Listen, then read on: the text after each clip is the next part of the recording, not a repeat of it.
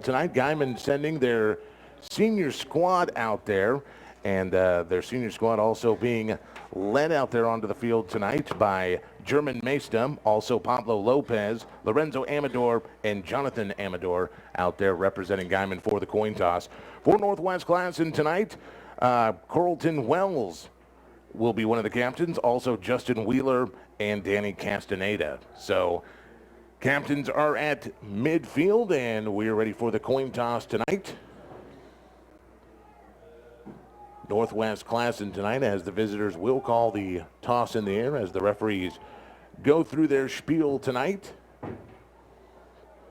Believe there's something in there about keep it clean and come out fighting. Got 12 seniors out there that accompanied the captains, plus the 4 captains, so a lot of upperclassmen on this team. Oh, he dropped it. He tried to catch it and dropped it. Hey, they're supposed to play it off the field if they do that. He So tossed there we it go. again. Coin toss once again. Looks like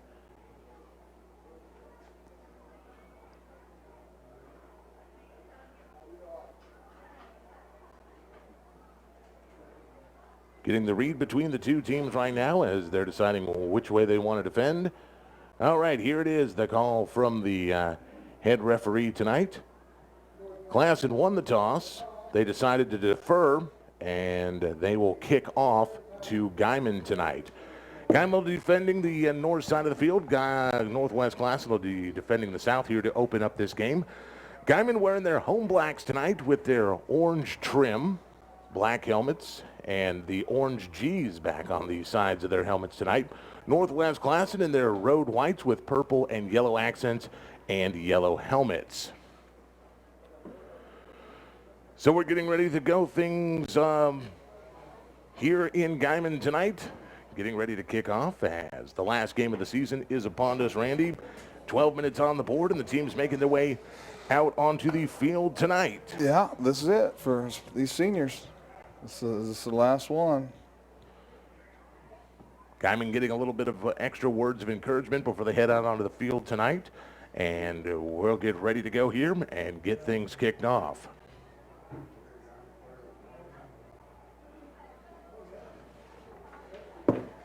Tegan Telford and also Dakota Tyree will go deep for the Tigers tonight.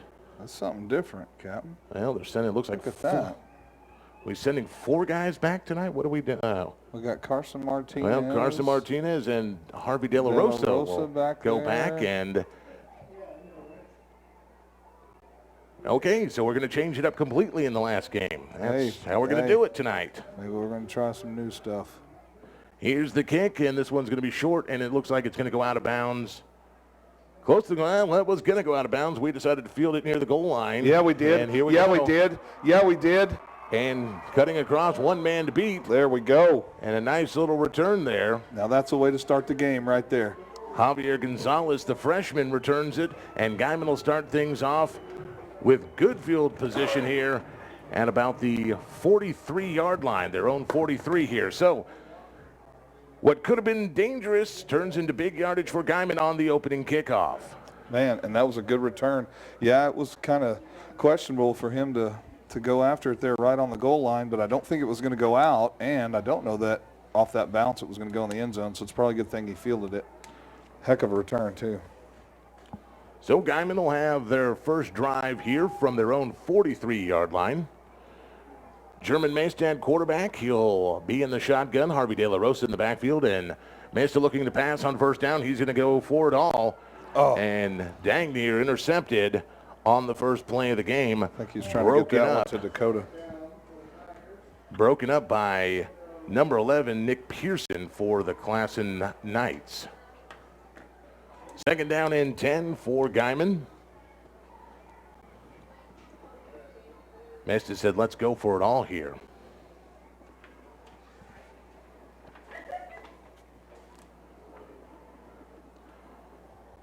Tigers coming out of the break. 2 receivers to the right, 1 out to the left. Sappington in motion. And here's the turn and the keep and the pitch to Sappington. Oh, man. late pitch, but he's going to get some good yardage he here is. into Knight territory. Down to the 38-yard line goes Alex Sappington. Great hands on Sappington on that one, too. That pitch was a little high to him, and, we saw that before a few weeks ago where we had trouble with that high pitch, but Sappington was able to reach up there and grab it and not lose stride, and great game.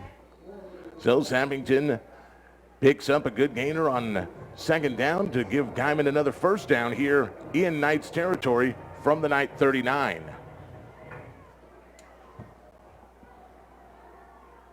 May still operate under center. 3 receivers to the left, 1 to the right. Man in motion, and this time he's going to get sacked as Mesta held onto the ball and got plowed under. Yeah. Big number Darian 63. 50, Darian Yarborough blew straight through the middle of the line. I think he's lined up as a defensive tackle, and he come untouched. So it'll be second down and 13 after the loss of 3. Guymon back at the Classen 42-yard line.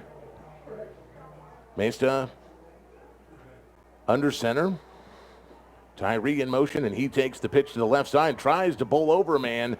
He's able to bowl him over. He's going to get maybe a yard on the play. Lorenzo Dean making the tackle for the Knights.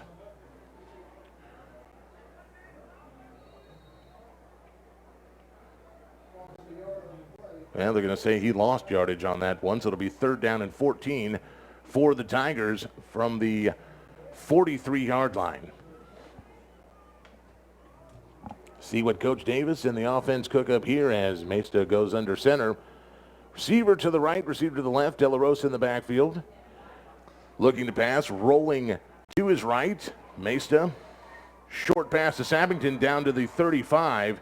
And he is knocked out of bounds right at that 35-yard line. And that's going to bring up fourth down for the Tigers. What's he going to do here, Captain? What's Coach going to call here? Ooh, I think it's pretty much that game of the season where Go for it. What do you got to lose? What do you got to lose? You've got You're nothing in their to lose territory. anymore. You've got them at the 35. If you don't get it, if you punt it out of the end zone and they get it at the 25, you're only talking a difference of 10 yards. Yeah, you're really netting nothing. You don't have a field goal kicker that can hit it from 55 yards. And like you said, last game of the year.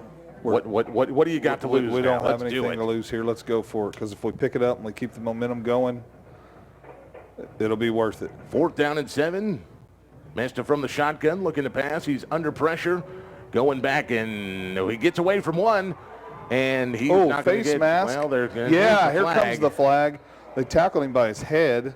That's going to be a personal foul resort or personal foul type of face mask there, not the incidental. Jaden Hardwick was the one that made the tackle for Classen, and he twisted Mesta's head all the way around on the scramble. Yep, and they're calling it the personal foul type, so that's 15 yards and automatic first down. So what could have been a disaster for Guymon, another great thing to happen for the Tigers here in this early going. Yeah, and I mean, it was unfortunately the pressure. He had to, run out of the pocket, and he wasn't going to pick up the first down where they forced him out of bounds, but just a senseless penalty on Clausen's part helps the Tigers out, keeps the drive alive. Start knocking on that red zone here pretty soon. Tigers will have it first down from the Knight 26 here, opening drive of the game. 9:41 on the clock here. If you're just joining us, senior night here tonight in Guymon, and the Tigers driving into Knight territory. Mesta operating from the shotgun, looking to pass. He throws to that right side, and a little bit too far out of the reach of Dakota Tyree, who was streaking towards the sideline. Second down and 10 here for the Tigers. If the passing game's going to work tonight, I hope they have the opportunity to get Sappington in a one-on-one and try and get him a deep ball. Tigers coming to the line. Mesta operating out. Well, now he's going to walk up under center. Receivers right and left. De La Rosa in the backfield. And he's going to hand this one off to De La Rosa, who gets plowed under, and a flag comes into the pile right in the vicinity of where you usually see holding. We'll see what the call is here. Jaden Hardwick again making the Yep, tackle. holding and against the Tigers. holding against Guymon. So move us from a 2nd down and 10, and barring that Classen takes the penalty here, and I think they will. Yeah, I wouldn't see why they wouldn't this They're deep going in to their mark own this off territory. here. That'll make it 2nd and 20 instead of 3rd and 10, so that makes sense. So it backs Guymon up to the 36-yard line. And it'll be 2nd down and 20 for the Tigers. Mesta operate out of that shotgun formation with De La Rosa in the backfield. Looking to pass once again. Throws short right side and again overthrows the receiver to the sideline. Yeah, and we had... That's the 2nd time Dakota Tyree has come out on that out and crossed to the sideline and has had a step on his man. Yeah, if they didn't see Teagan Telford, he was wide open. Wide open. So 3rd down now for the Tigers. 3rd down and long. And this has been a kind of a same scenario, different game for the Tigers. We seem to live in 3rd and longs. Yeah, they've had a lot of experience with them this year, that's for sure. Tyree goes in motion and they just gobbled up. Mesta doesn't even have a chance to get out of there as two Knights come in there and make the tackle. And again, 2 linemen and a linebacker through the line before we can even turn around and hand off the ball. So that's going to make not going to work. Yeah, 4th down and extremely long now. They're loss of 4 on that play, and it'll be 4th down, 24 from the Knight 40. Yeah, but in this situation, if you can punt it and get a good punt and pin them deep, let your defense go out there and hold them and maybe have a chance of getting some good field position with your next possession. Adriel Espadis kicks it from the 50, and it rolls inside the 10. Inside the 10 to about the 6-yard line. That'll work as good as it could have. So Guymon comes away with no glory on the first drive here. They're able to move it off a great return and kind of stalled here once they got inside or near to the 20, and the first possession comes up with no points on the board. But we'll see what the Guymon defense can do here as Northwest Classen will start things 1st and 10 from the shadow of their own goal line at the 9-yard line.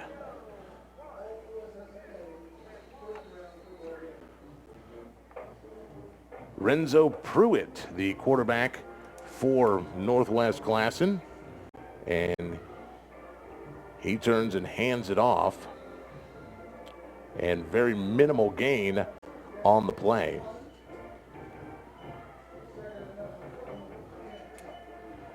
So they tried right up the heart of the Guymon defense with their running back, Kyron Carey, and he got 1 yard.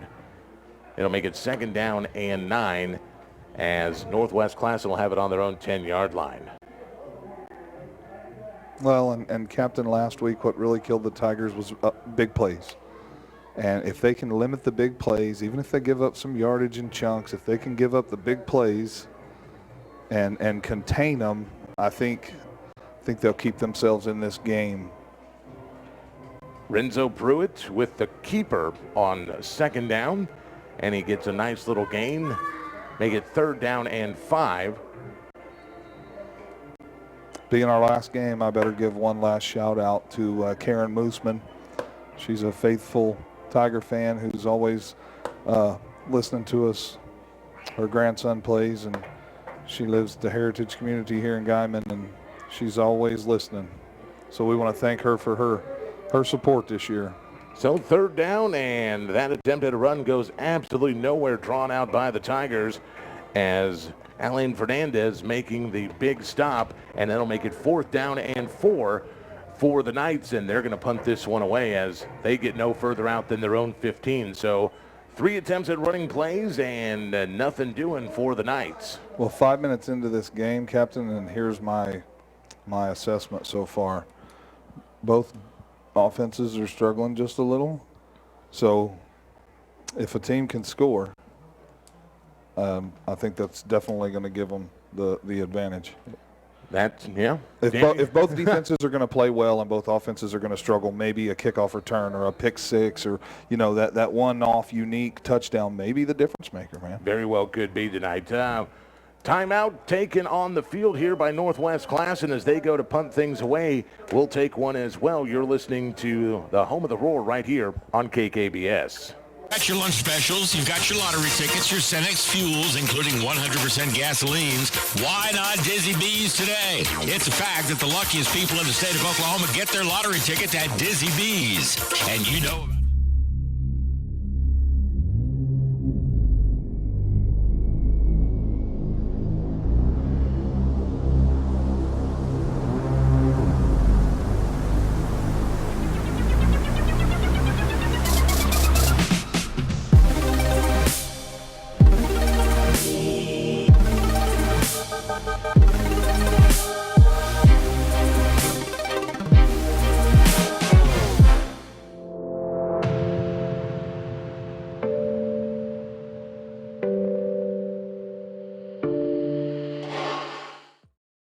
about Tyree standing at about the Classen 45, looking to return for Guymon. So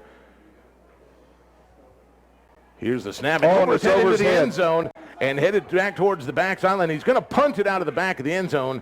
And Tyree's going to take it from the 31-yard line. He's going to get up to the 25, and that's where he's going to be dropped. So a near disaster for Castaneda and the Knights as that ball rolled dangerously close to that end line. And even him picking it up, if he would have stepped out even with the ball in, he was so close to the back of the end zone. Yeah, give Danny Castaneda a hero ribbon from affording his team something worse than what that had to be on a bad snap, but it's going to mean their bad snap is going to be a great field position for Guymon as about a 20-yard return by Dakota Tyree. So Guymon's offense will have their second chance of the night tonight here from the Classen 25-yard line.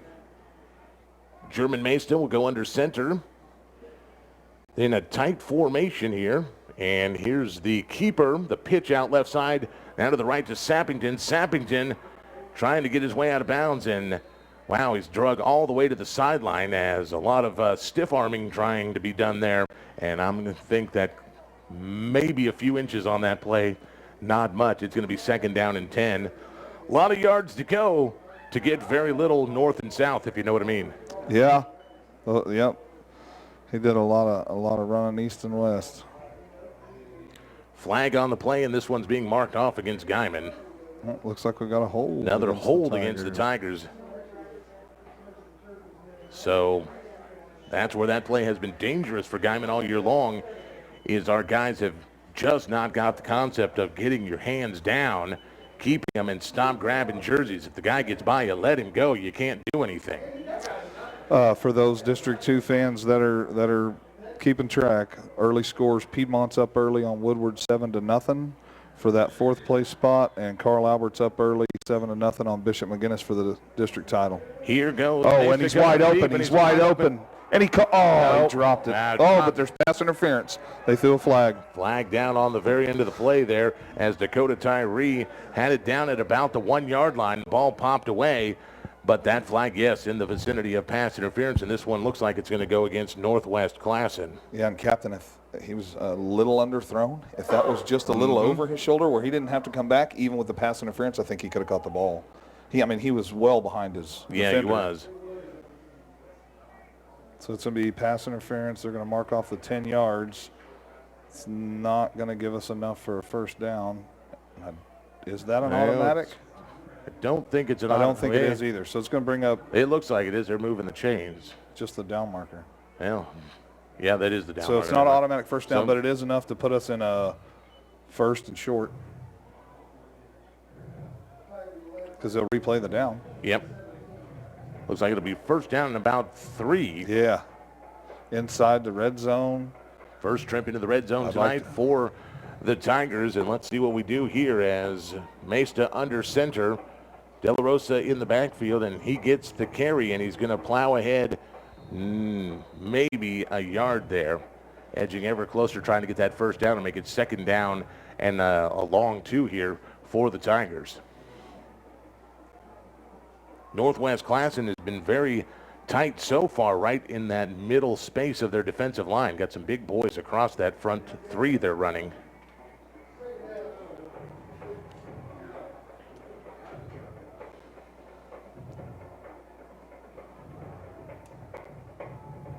Tigers will bring it to the line here. Mesta under center, Sappington in motion. Here's the turn, and Mesta trying to keep it himself and going to be drugged down right at about the line of scrimmage. It'll make it 3rd down and 3 for Guymon. 5:13 to go here in this first quarter of play. Scoreless if you're just joining us here. Guymon inside the red zone.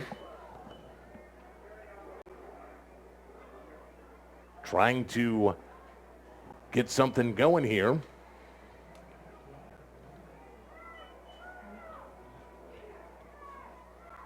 Third down, 3 yards to go for Guymon. Mesta is going to operate out of the shotgun. De La Rosa in the backfield, receivers right and left, and Mesta looking to pass, and he crosses and could not hold on to it. Had another short pass there. Illegal shift against the Tigers. I think we had 2 men in motion, or a man in motion towards the line of scrimmage, I think is what they're going to call there.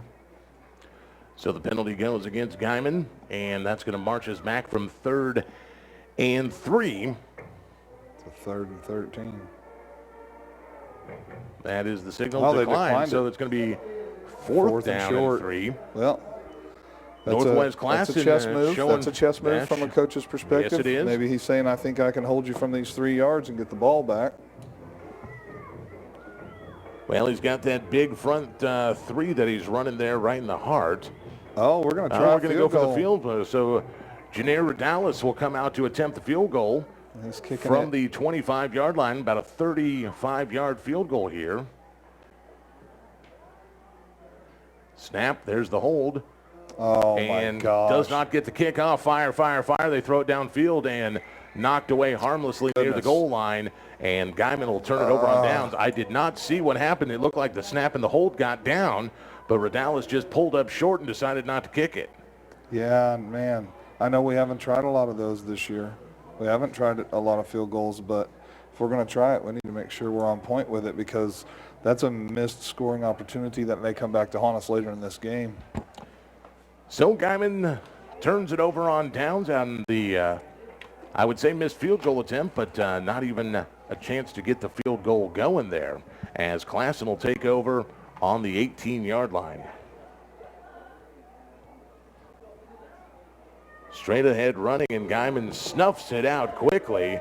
Big Tigers on the tackle there, including number 74, Giovanni Vincent Ramos in there, as well as Elaine Fernandez, both in there making the stop for Guymon. So no gainer on the play there. It'll be 2nd down and 10 for the Knights on their own 18.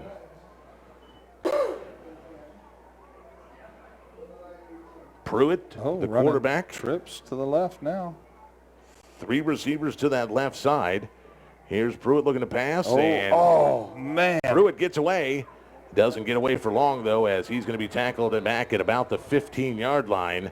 And again, Fernandez on the tackle for Guymon. Yeah, he's doing a great job of getting in there. Fernandez is. We had him, the right end, had him and just over-pursued, and that quarterback's got some pretty shifty feet, but then Fernandez was able to get a hold of him and not let go and wrap him up. So 3rd down and 13 after the loss on the play. Classen will be backed up on their own 14-yard line here. I like that Coach Watley's dialing up pressure. I like it.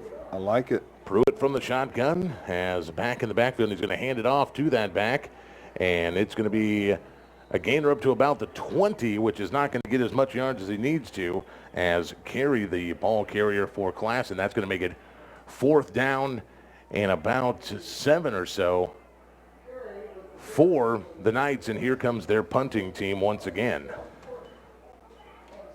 If I was Classen's coaches, I'd be a little bit shaky about sending my punter back in there. Castaneda had to save their bacon on the last bad snap they had on special teams. Yeah, I can assure the special teams coach and their deep snapper had a conversation. Castaneda at about his 9. Oh, and it's blocked. It's blocked. It's in the end zone. Touchdown Tigers. Touchdown Tigers. Touchdown Tigers. Guymon with the dilly with the score. And guess who it is? Number 9, Alex Sappington, recovering the block punt in the end zone for the touchdown. Did you see who blocked it, Captain? I did not. I didn't catch it either. I saw him run right up the middle, and I mean, he was to the punter before the punter even started his leg motion. He totally blew through there untouched. And then as soon as he blocked it, Sappington was there to recover it in the end zone. So Sappington with the dead eye to recover the punt, blocked punt in the end zone for the touchdown. And the Tigers go up 6-0 here, awaiting the point after. Though it didn't come out right earlier, I made a mention of that. Special teams score might be the difference maker, and that right there might be it, Captain. Here's the extra point from Redalis. It's up and good. Way to go, Tigers. So the Guymon Tigers jump out on top, striking first blood against the Knights tonight with the special teams touchdown by Alex Sappington. We'll take a quick timeout. You're listening to Tiger Football right here on The Boss.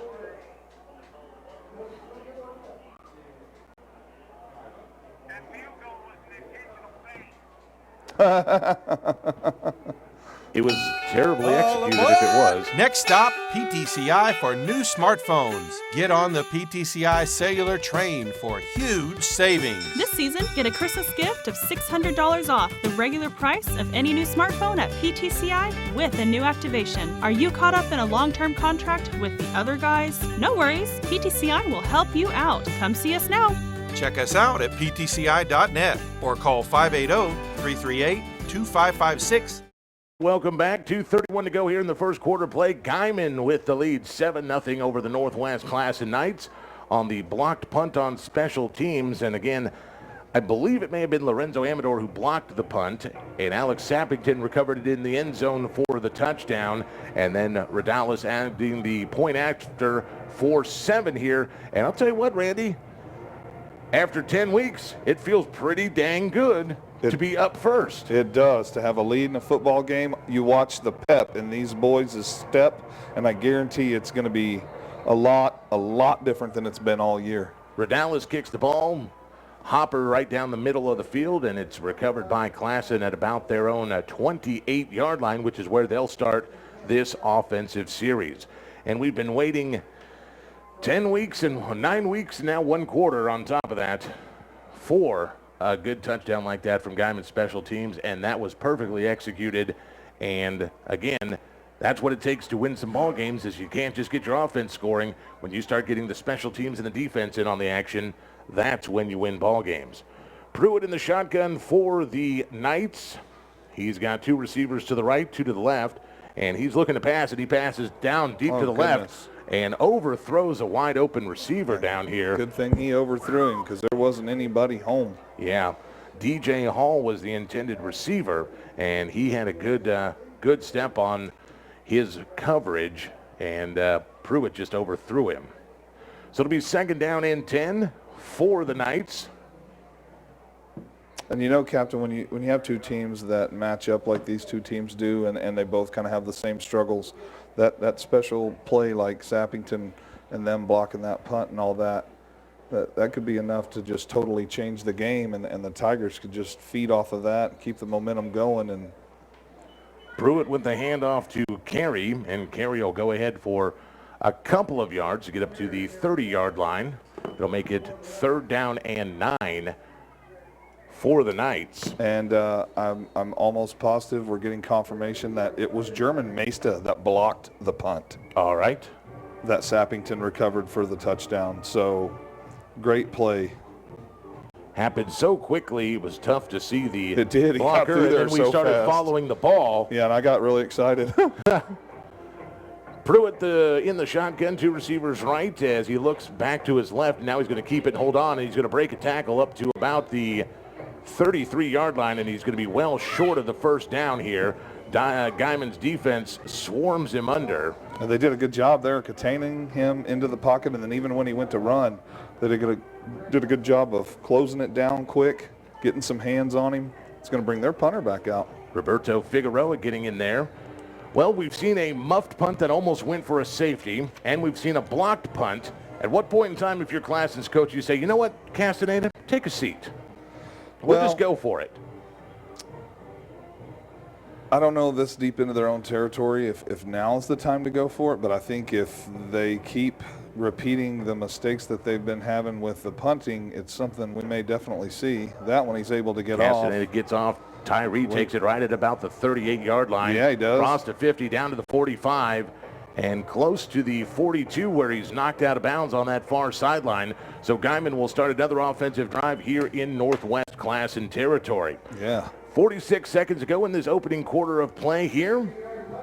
Want to thank some of our great sponsors of Tiger Football on the Boss, including Phipps Dental. Phipps Dental Practice, creating smiles, impacting lives. Make sure you ask about porcelain veneers today. And the Guymon Car Washes, Typhoon Illusion, and the Rainmaker, now with brightening effects. Your Guymon Car Washes, Typhoon Illusion on 12th Street, and the Rainmaker on 8th and Main. Tigers coming to the line. German Mesta brings them up. Receivers right and left. De La Rosa in the backfield as Mesta will operate from under center as Sappington goes in motion. Here's the keeper by Mesta, and he's going to bull ahead for a couple yards on first down. Yeah, those was a couple of hard-earned yards right there. So it'll be 2nd and 8 after the 2-yard gainer by German Mesta on the keeper. Clock counting at 25 here in the first quarter of play. Yeah, and the play clock's ahead of the game clock, so they're going to have to snap the ball. They're going to have to get this play off before the quarter ends. Guymon making some substitutions quickly here, has 9 seconds and counting. They better hurry. 5, 4, Coming up to 3, the line. 2, 1. And they're going to They had to take a timeout. took a timeout. So Guymon takes a timeout, and we'll take Come one on. too. You're listening to the Home of the Roar right here on KKBS. Can't get Don't waste another night waiting on slow internet. Download files in a flash with 50 meg internet, lightning quick uploads, and no size limit or cap with PTCI. For just $60 a month, you can have incredibly fast, dependable internet. And we'll even throw in 6 months of whole home Wi-Fi for free. If you're tired of thinking up ways to keep your eyes open while waiting on slow internet, call PTCI today. PTCI.net or 580-338-2556 now. Cat scratch fever. Get it? Is the Moldozer out there with you, Ramey? Tell him I said what's up. 0.6 left on the clock here to end the first quarter as Guymon will get a playoff here if they had to time out as they were running out of time to avoid the delay of game penalty here. 7-0 the Tigers leading Northwest Classen. 2nd down and 8. And here's Mesta looking to pass. Look at, now he's going to get sacked way back into Guymon territory at the 45 by Northwest Classen. And number 53 there, that was Justin Wheeler, blew up that play. Huge sack. De La Rosa blocked him, but didn't stay with the block, and he came off the block and just destroyed Mesta. And with that, that brings our first quarter of play to an end. It's your Tigers leading the Northwest Classen Knights 7-0. We'll take a timeout as these teams switch sides. You're listening to the Home of the Roar on KKBS.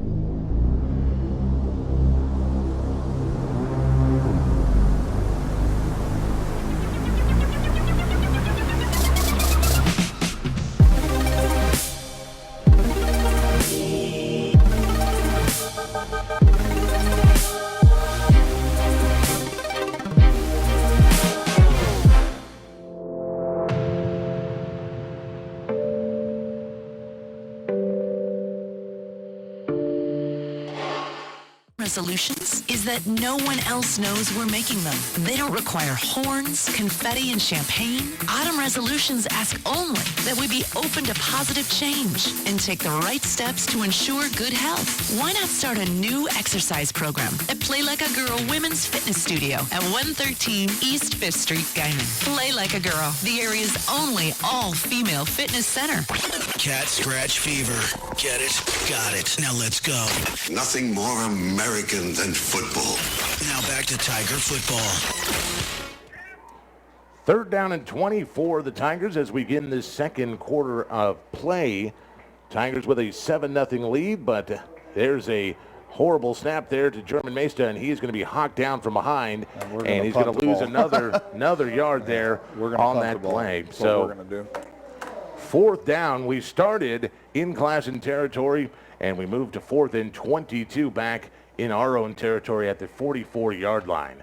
big sack there at the end of the first quarter, and then that sack there on the bouncing snap to the shotgun formation, and we're going to punt this one away.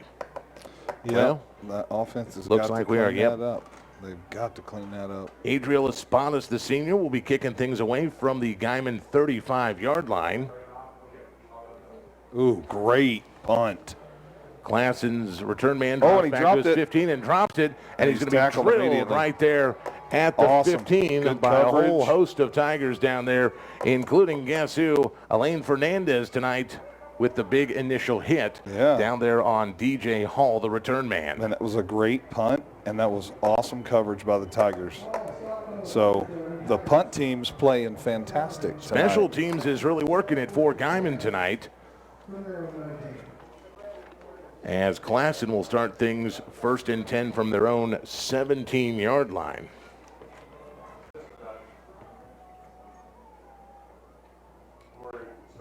Renzo Pruitt, the quarterback for Northwest Classen, in that shotgun. He's got receivers to the left as, well, We've got, well, they're going to call it on us. We got there a little early, offside. Yep. Offensive penalty against Guymon, overzealous and getting in there just a tad bit early, so they're going to give the Knights 5 yards on the play. Excuse me, on the penalty. It'll make it 1st down and 5 for the Knights as they'll move the ball up to the 23-yard line. Now, with a 7-0 lead, I like that Coach Watley's dialing up the pressure, trying to keep them deep in their own territory. If we can keep doing that, eventually the offense will get Pruitt it from the together. shotgun. He turns around and he hands it off, and a little bit of running room right up the middle for Kyron Carey. I think he might have got a 1st down there. This will be really close. They might have to bring the chains for this one. See where the spot does sit. They've got it spotted at about the 28-yard line. Think he's going to be about a yard short here. Nope, they just Well, they gave him the 1st down, did. so Man, nice. that looked close enough to measure. Generous spot, I think. I do too. I'm going to say They generous should have spot measured there. it. So 1st down for the Knights. That's at their own 28. First down of the night, yeah. So the Tiger defense is doing a good job of being selfish with 1st downs. 2 receivers right, 1 far to the left. Pruitt's going to keep himself as plays blown Offsides dead. again. So Guymon again offsides. Man, give these mistakes. Yeah, we talked about this in the pregame, Randy, that Guymon can win this game, but penalties and turnovers have been the crux of Guymon's existence this year. And there's 2 easy ones given Classen yardage, which they're not earning. Yeah, it's one thing when you line up against a team that just is better than you are, and no matter how well you execute. But when you start shooting yourself in the foot with turnovers or grounded snaps or penalties and things like that, it's just so frustrating. 1st down and 5 from the Classen 33 for the Knights. After the 5-yard mark off of the offsides by Guymon. Here's Guymon coming on the blitz from the left side. Pruitt looking to pass. He throws left, hangs it's a this one duck. up, and that is an ugly pass. It Yeah, falls the way short of his defender would've- receivers. We've got to Receiver- teach our defenders to look back at the ball. Receiver playing the man, not the ball. That's 'cause right. that one floated. That ball was begging to be intercepted.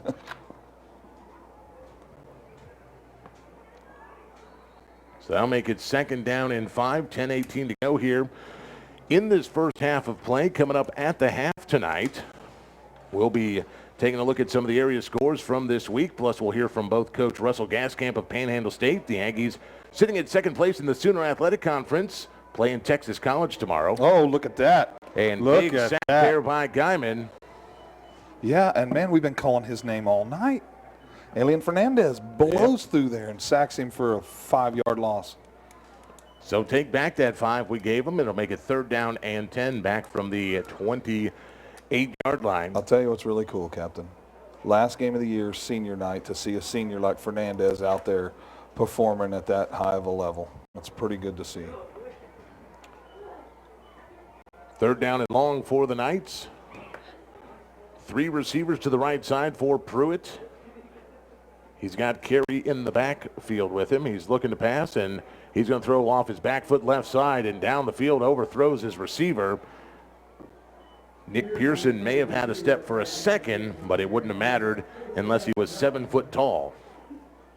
That'll bring up 4th down and 9 for the Knights. 4th down and 9 for the Knights. That's a tough one. That's a tongue twister.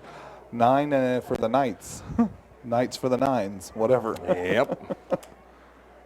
It's going to bring out the punt teams, what it's going to bring out.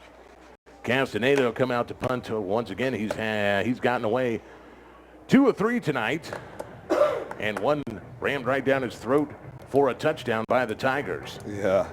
He'll be punting away from his own 15-yard line as Tyree will be back at his 40 to return for Guymon. Here's a quick punt. Mesta almost blocked that one. And Tyree will take it from inside to the 40. Wonderful and block. down to the 36-yard line. And here's a little gentleman's agreement. Get away from him. Get away from him. Get away from him. Yeah, there's a flag out on the field.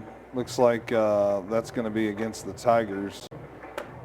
2 Tigers I don't down think here. it was for the extracurricular I hope it wasn't activity. down here, but again, you know, just like at Woodward, we don't need a 30-yard penalty after unsportsmanlike conduct penalty. Walk away. Yeah, this one I think is maybe an illegal block in the back.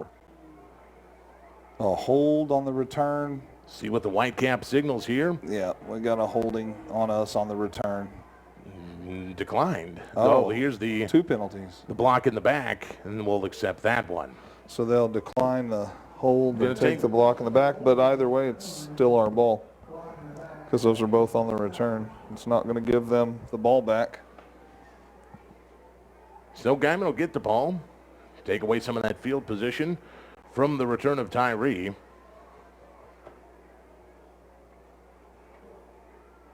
But yeah, I saw what you were talking about there, Captain, on our sideline. There was a couple of players locked up after the play, and they got to let that go. They can't let emotions get to them. Walk away. And this is not freshman football. But Walk and if away. we get up, we got to be classy about it. Mm-hmm.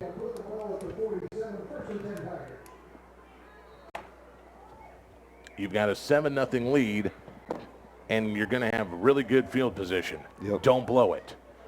So Guymon will have the ball from the Classen 47-yard line. German Mesa work out of the shotgun. He's got 2 receivers out to the right. Sappington comes in motion, and here's the twist. We've tried that a couple trickery, times, and he turns into a tackle every time. Mm-hmm. And he'll be dropped for about a 4 or 5 yard loss here to make it Scratch second that one down. off the playbook list.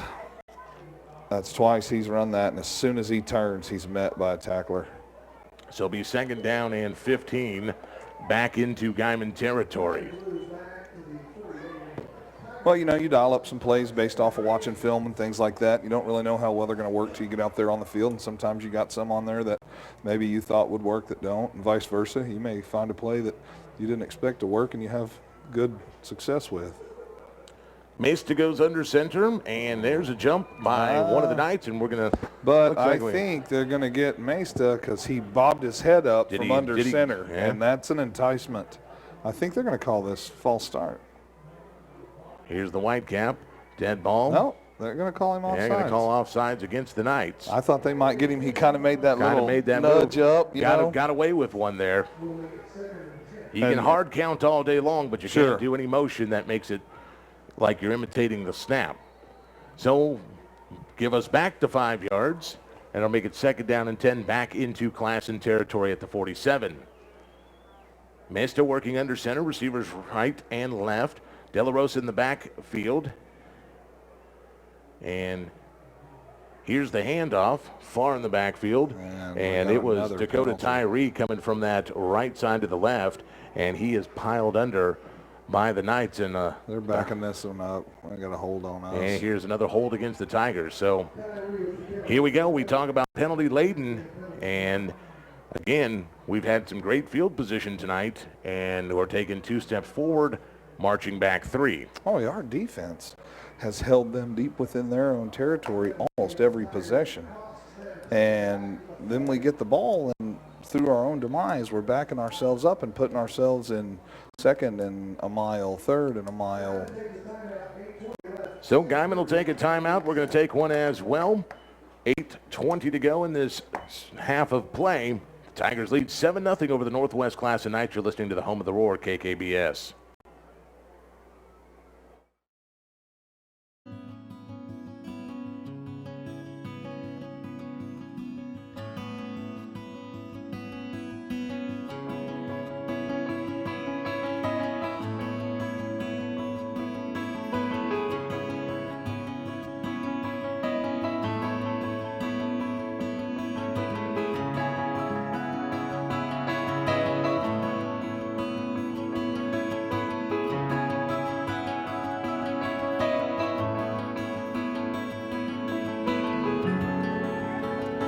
And welcome back. 8:20 to go here. Timeout is over. Guymon 2nd and 23 from their own 40-yard line after the holding penalty backs them up. Don't run a draw. German Mesta under center. He turns, and he's looking to pass as he rolls out to his left. Now he's under pressure, and he's going to be caught from behind and dropped for another about 4-yard loss. As Mesta tried to roll out, couldn't find anybody open, and a coverage sack by the Northwest Classen Knights. Looked like Jaden Hardwick getting in there for the first hit for the Knights.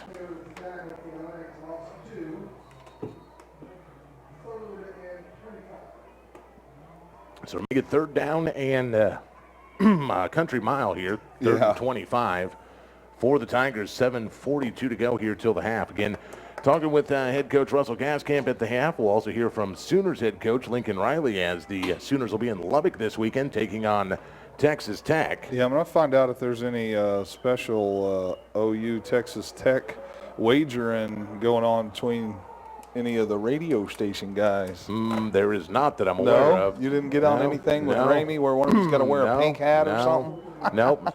De La Rosa with the reception. He gets about 10 or 15 of those 25 yards back on the nice little delay pass from Mesta, but it'll be 4th down and still pretty long here for the Tigers. It's about 10 back. It'll be 4th down and long from the 40.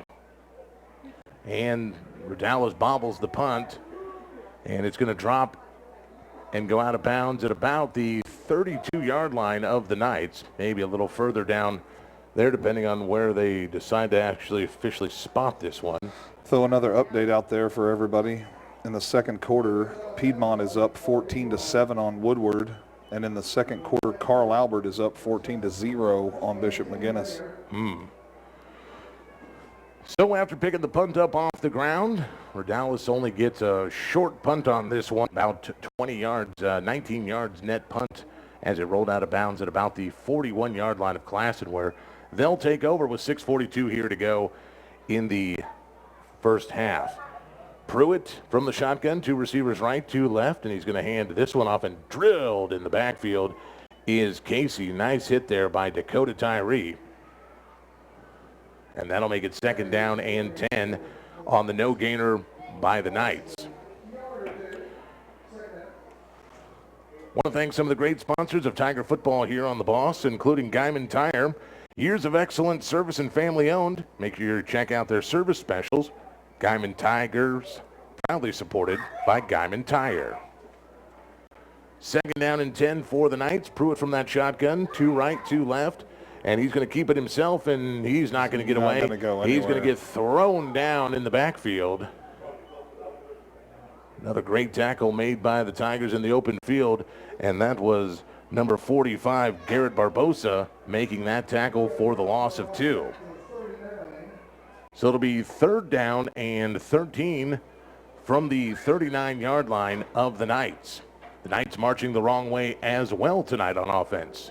Yeah, they haven't had but a couple of first downs. Here's a timeout for the Knights. I'll get you then that thought in just a second, Randy. Timeout Knights. We'll take one, too. You're listening to the home of the Roar, KKBS.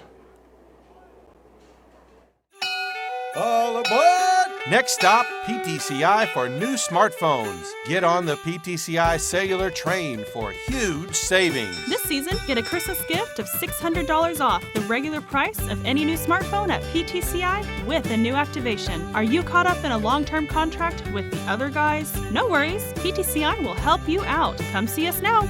Check us out at ptci.net or call 580-338-2556. Creating smiles, impacting lives. Oh dear. Oh my. Oh no. KKBS, Guymon, Liberal. The Tigers are on. Pretty badass. Now, back to Tiger football.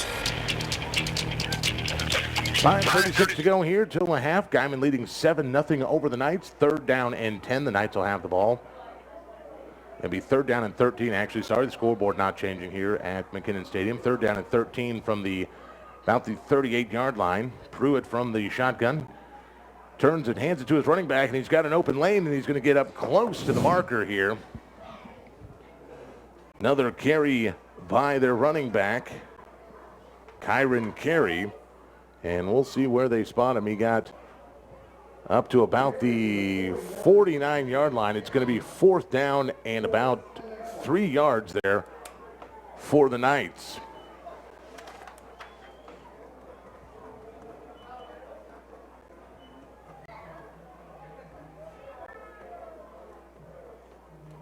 Pruitt from the shotgun, and Guymon jumps over the line.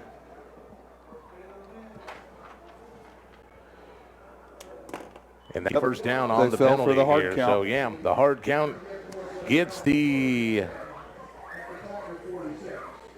Knights into Tiger territory at the 46-yard line. It's okay. Calm them down, wrangle them in, keep that pressure on them like we have been. First down and 10 for Northwest Classen. Pruitt in the shotgun, and he's going to turn and hand this one to Carey again, and Carey straight ahead for about, bowls his way for about 4 yards on first down. Yeah, he did a good job of progressing after contact.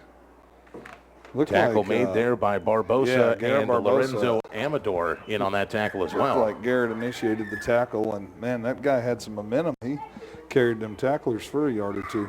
Second down and 6 for the Knights.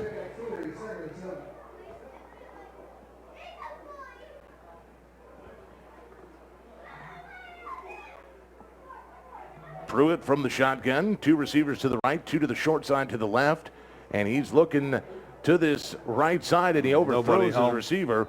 I think him and his receiver had a little bit of a miscommunication as to who was going to go where. His receiver was headed on an in route, and he threw it to the sideline. He threw it to the outside corner. So that ball falls harmlessly away. It'll make it 3rd down and 7 for Northwest Classen.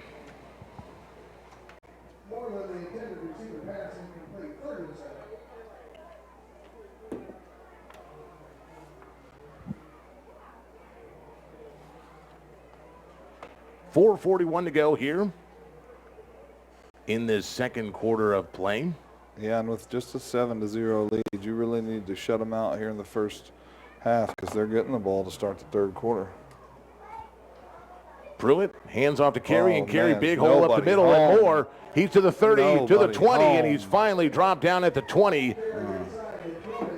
So Northwest Classen will have it in the red zone. Fernandez had to make a touchdown saving tackle from behind on the great run by number 10 there. That's Kyron Carey. Yeah, that was a pretty good draw play. They dialed that up just at the right time. So first down and 10 from the 19 for the Knights here as they're trying to equal the score against the Tigers here. And some discussion going on the Classen sideline. I don't know what the discussion is here. The head referee went way down the field. I don't know if he had something to say to the band who's setting up down in that far end zone or what the deal is. Pruitt from the shotgun. As he'll back up, he's looking, throws for the end zone and knocked away. Great play. Almost on the secondary effort, but falls harmlessly. DJ Hall could not make the catch in the end zone. Yeah, and I'll tell you what, Tegan Telford did a good job of getting his hand up there and knocking that ball. And you're right that the receiver almost cut him in the second effort, but that was good defense on that deep ball in the end zone. Second down and 10 for the Knights as they'll come quickly to the line here. Play clock at 20. Pruitt with Carey and Castro in the backfield. And, he's going to be brought down. That ball came out. I don't know if that ball's still alive. I think they had blown his whistle progress. dead. Whistled dead already because as soon as he got the ball, he was met by Sappington, it looks like. Yeah, and 74 was in there as well. Yeah, not calling his name again. Fernandez, man. I'll tell you what, Alien Fernandez is having a great game tonight. Fernandez, Vincent Ramos, and Sappington all in there to make Pruitt's life a little bit more difficult than it had to be. Third down and 15 after the 5-yard loss by the Knights. Yeah, we'll see how somebody else handles that 3rd and long because we've sure seen a lot of it. We sure have. They'll be operating from the Guymon 24. 2 receivers to the right, 2 to the left. 1 back in the backfield. Shotgun formation for Pruitt and the Knights. And he's going to look to pass. He's throwing once again that fade route to the end zone.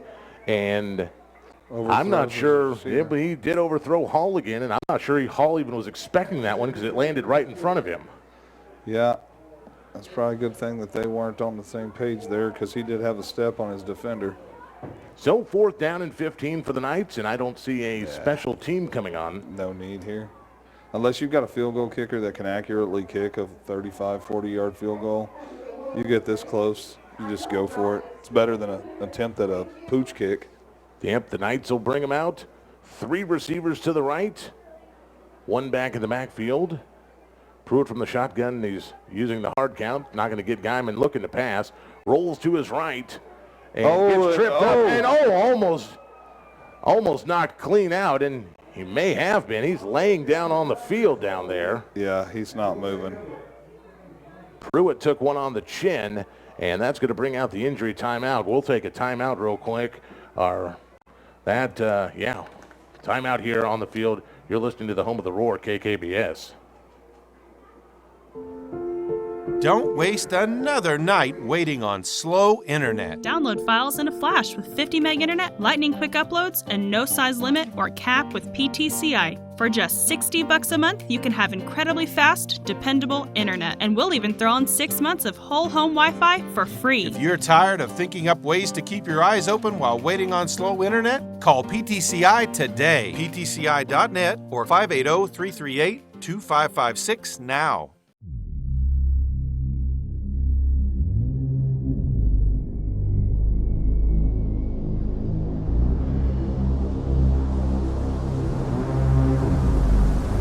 Back here, 3:18 to go to the half. Looks like it was Carlton Wells, captain, that was the shaken up Classen player. He was the shaken up Classen player, and wow, that was a recipe for disaster right there. Yeah. And it's lucky just to graze there because that could have been a full-on hit to the head right there. And so he started to stumble to trip, and as the defender was coming in to tackle him. I don't think it was malicious in any way. It's just the way he was stumbling, the way the contact made, and fortunately, he got up and made it to the sideline on his own accord. Needless to say, a turnover on downs back to the Tigers here with just over 3 minutes to go in the half, and trying to get away. Yeah, Mesa did a good job of making a little something out of nothing on that one. Once again, I want to thank some of the sponsors of Tiger football here on the Boss, including Nafy's Steakhouse. Decades of great service and quality, proudly supporting your Guymon Tigers. That's Nafy's Steakhouse on 12th Street in Guymon. 2nd down and 6 after the 4-yard scramble by German Mesta. Tigers on about the their own 30-yard line, trying to see if maybe they can put something else up on this scoreboard before the half, holding on to a 7-0 lead here. Mesta looking to pass, and he's going deep and downfield and overthrows his receiver, Fernandez. That slightly overthrew his receiver, but it was good defense on Klassen's part. I think he could have gone up and got the ball at the high point if the ball would have been, right on top of him, but he was just slightly overthrown on that one. I thought he had a step at first. But Samuel Moreland was the one who had coverage on. He did a good job of closing. Fernandez. So it'll be 3rd down and 6 for the Tigers here. Pride of the Panhandle Band getting ready for their halftime show tonight, the big light show on senior night. Actually, and I hate to sadden everybody, but they don't get to do the glow sticks light thing tonight because they're doing the all-band performance. It will take longer, and to ensure they get everybody off in time, they are going to not do the glow-in-the-dark thing tonight. Well, that's a bummer. It is, because it's amazing to watch. But a few years ago, they actually got a penalty because the band was still trying to get off the field. I do remember those games. And the game was ready to start, and officials actually threw a flag on Guymon for that a few years ago. So I think they're just going to get the kids out there, do the performance, and get them off. Short gainer by De La Rosa in the last play there, and it'll make it 4th down and 3 for the Tigers as they'll punt this one away. Spottis on the punt, and he gets another good, making it about the 39, And looking for that left corner, there's a Okay, flag there's that a comes out. horrible block in the black. Somebody hit Yep. Alex Sappington And this in one's the going to go. back, This and one, there's 2, another 3, 4 three flags on the four field. flags on the field. And the return man takes it all the way into the end zone, Nick Pearson. This but is don't worry coming about way it. This back one's going way because back. They hit Sappington square in the back of his numbers at the 50-yard line, so this isn't going anywhere. Yeah. Just curious what all those flags over there are Yeah, for. there's 2 or 3 over there. Yeah. They came raining in like suddenly it was raining flags on the field. Well, if the Tigers are smart, they're going to take this one as long as the other ones are on Classen. Block in the back against Classen, and they'll take that penalty. So it'll be marked off from the Tiger 48, and they'll back them up. So Classen will get the ball, but they'll start losing yardage into their own territory with 1:29 to go here in the half. If you're just joining us, the Tigers leading 7-0 over the Northwest Classen Knights. A beautiful block earlier on a punt from German Mesta, recovered in the end zone by Alex Sappington, and the extra point added by Radalis tonight. And there's your 7.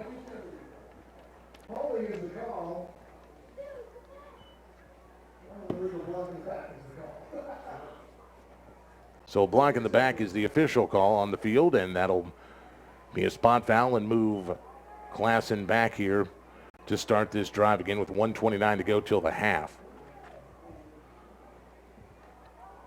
Yep, the defense can just get off the field without giving up any points, going to halftime with the lead. Pruitt in at quarterback. He's got stacked receivers to the right, 3 of them out here to the right.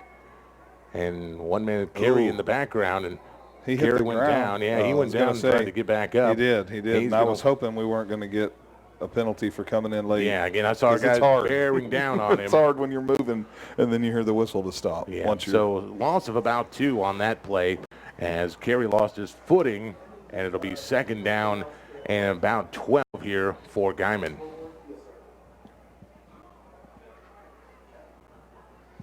Clock moving? Yeah.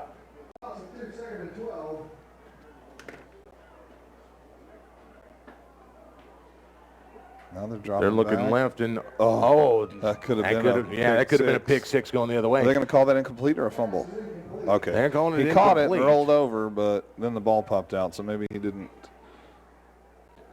So Pruitt with the incomplete.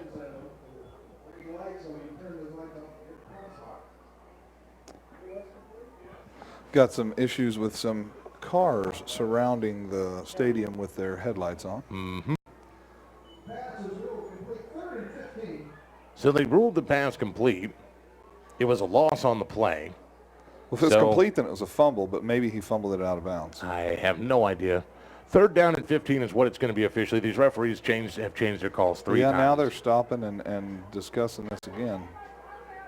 Oh, I think he's wanting this clock set to a certain amount of time. So with 31.7 showing on the clock, the head referee over here looks like he's communicating with the scorekeepers. And they're going to put 43 on the clock. So 3rd down and 15, 43 seconds. Northwest Classen on their own 37. That's what we've got straight now. Sure we're seemed like good. a lot of We're confusion good. for that. Pruitt from the shotgun, 2 receivers to the right. He hands it off to Carey. Carey fumbles the ball. The ball's on the ground, and this one's going to be recovered by Guymon. Yeah, the Tigers got it. Tigers with the Stop the takeaway clock. here. Stop the clock. Why is the clock running? Giovanni Vincent Ramos comes up with the recovery. And the Tigers will have this ball in great field position. Man, take a shot. Throw one deep. Get Sappington out here by himself. Then one-on-one coverage. Take a shot at the end zone. 32.9 on the Yeah, but clock. they want different because it didn't stop in time. They're asking to be reset to 37 is I think what he's saying.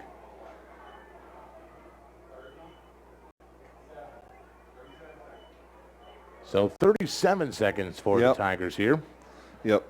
As may still operate out of the shotgun. He's got receivers right and left. De La Rosa in the backfield here.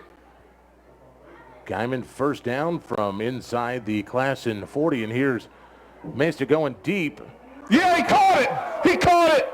Touchdown. No, he caught it short of the goal line, but still he caught it.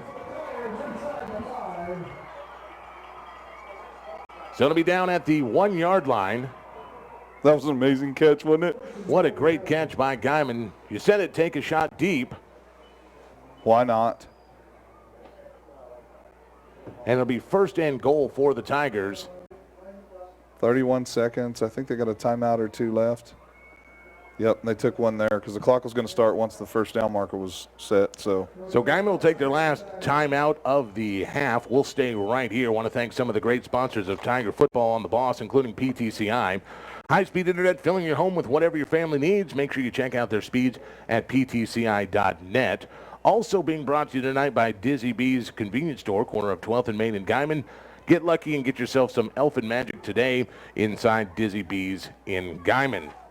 Coming up on the half tonight, once again, we'll get a look at some of the area scores from this week, plus we'll hear from both Coach Russell Gaskamp of Panhandle State. The Yankees sitting in second place in the Sooner Athletic Conference after a big win over Southwest Assemblies of God last Saturday. They'll be taking on Texas College tomorrow. And we'll hear from Sooners head coach Lincoln Riley as the Oklahoma Sooners gear up to take on the air raid offense of Texas Tech in Lubbock, a game which you'll be able to hear right here on KKBS.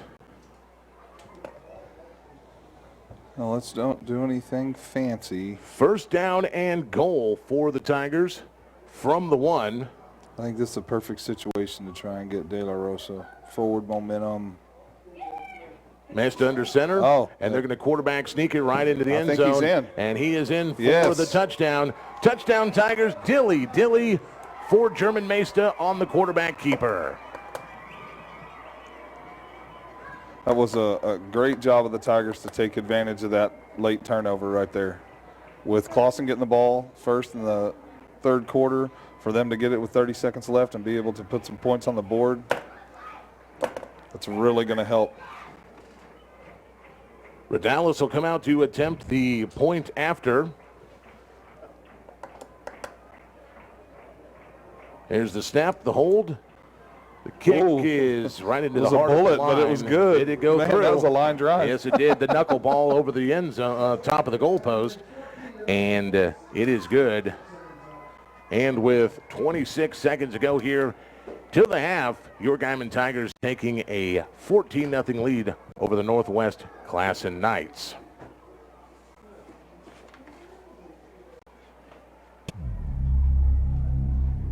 So they needed the time.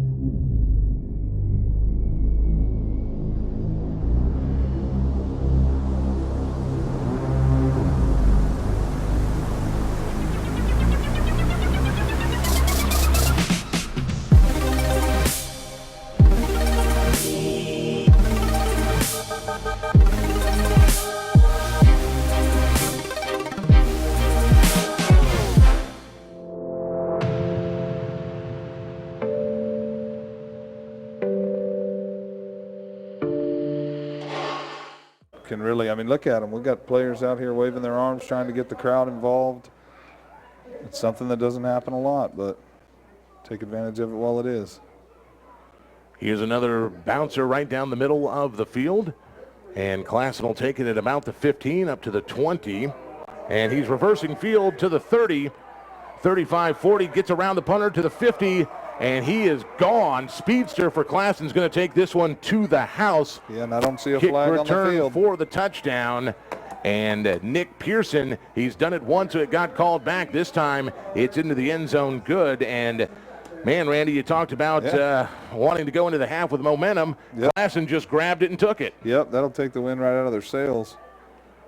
Nick Pearson. And like we talked earlier, that's a special teams play. I mean, offensively, both teams have been struggling moving the ball other than that last possession for the Tigers. And special teams, we resulted in a touchdown. Now they've resulted in a special teams touchdown. It's who's going to make the fewest mistakes. Pearson with the 85-yard kick return for a touchdown for Northwest Classen as we await the extra point. Castaneda. Yeah, now and we're there's a off flag. sides. We're going to half the distance to the goal it because we got a little excited on that one. 11.9 to go here till the half.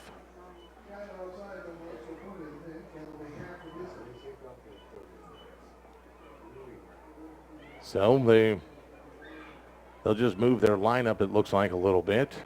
Kicker not going to change Yeah, much. they didn't move the placement of the ball. And Oh, this one, bad snap. Bad snap, and they're just going to cover it up. So the point after no good on the another bad snap from Classen, and we'll go back to the kickoff here with Guymon leading by 8, 14-6 over Northwest Classen. Do you think Guymon's got time to do something with 11.9 here off the kickoff, or do we just go ahead and kneel and call it good for the first half of play? If they could set up a special teams play and get the ball inside the red zone on the return, maybe they could get something out of it, or maybe even run it back to the house themselves.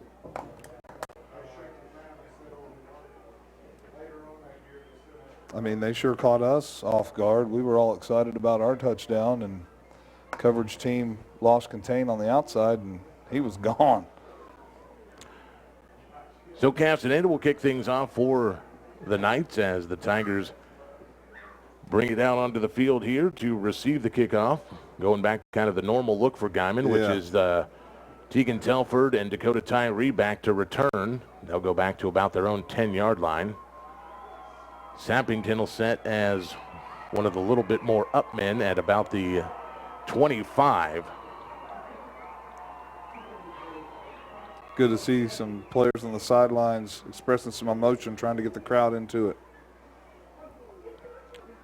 So once again, 11.9 to go here till the half as Classen gets ready to kick off after the 85-yard kick return for a touchdown by Nick Pearson. And I'm not sure what that was supposed to be, but it landed 10 yards out of bounds at about the 25-yard line. So Guymon will have good position after the penalty here.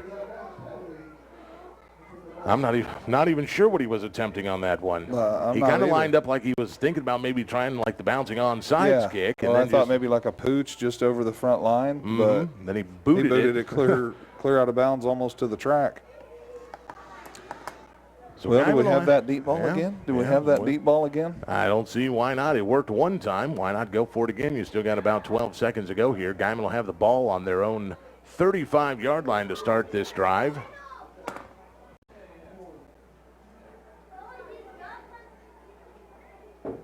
German Mesta operating from under center. Receivers right, receivers left. He's going to keep this one and try for that right side. He's going to get about 2 or 3 yards on first down as the clock's going to run down to the halftime, and that's going to do it. We're going to put one in the books here. We've reached the half tonight. Your Guymon Tigers leading the Northwest Classen Knights 14-6. We're going to take a break. We'll start our halftime show. You're listening to the Home of the Roar right here on The Boss. All aboard! Next stop, PTCI for new smartphones. Get on the PTCI cellular train for huge savings. This season, get a Christmas gift of $600 off the regular price of any new smartphone at PTCI with a new activation. Are you caught up in a long-term contract with the other guys? No worries, PTCI will help you out. Come see us now. Check us out at ptci.net or call 580-338-2556. Don't waste another night waiting on slow internet. Download files in a flash with 50 meg internet, lightning quick uploads, and no size limit or cap with PTCI. For just $60 a month, you can have incredibly fast, dependable internet. And we'll even throw in 6 months of whole home Wi-Fi for free. If you're tired of thinking up ways to keep your eyes open while waiting on slow internet, call PTCI today. PTCI.net or 580-338-2556 now.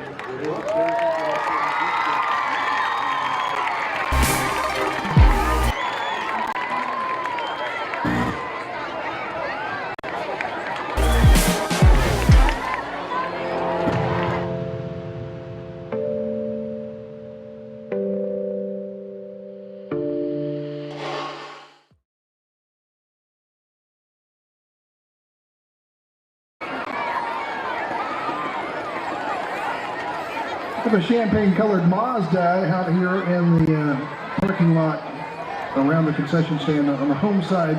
Tag GCR 465, it's an Oklahoma plate, and they're asking that be moved as it is blocking the gateway.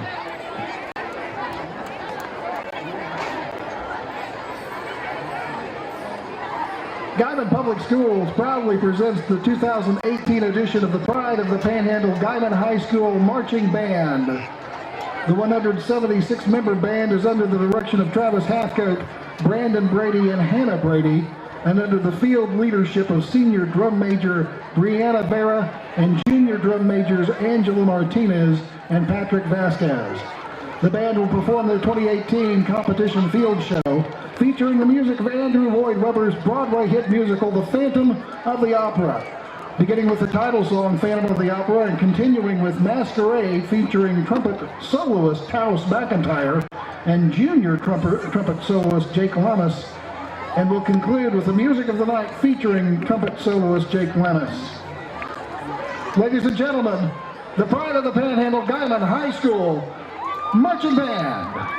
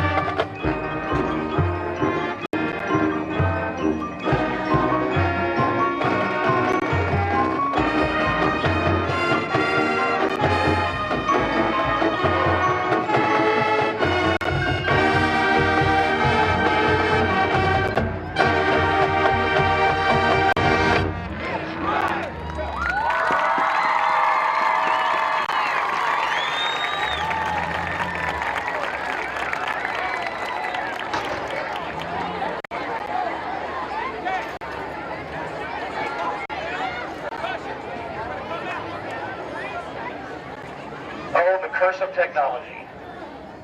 Now, if you'll give us just a second here, we have our 7th annual mass band bringing out almost 500 members of the Guymon Band program. Okay, tubas, percussion, go, baritones.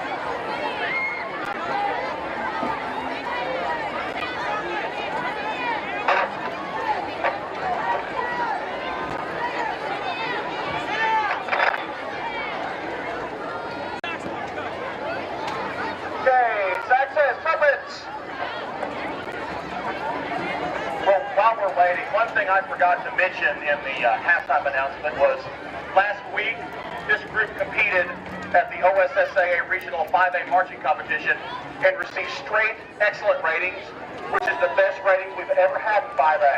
Every year this group has gotten better. A real testament to all those seniors you saw walking out across the field for the game.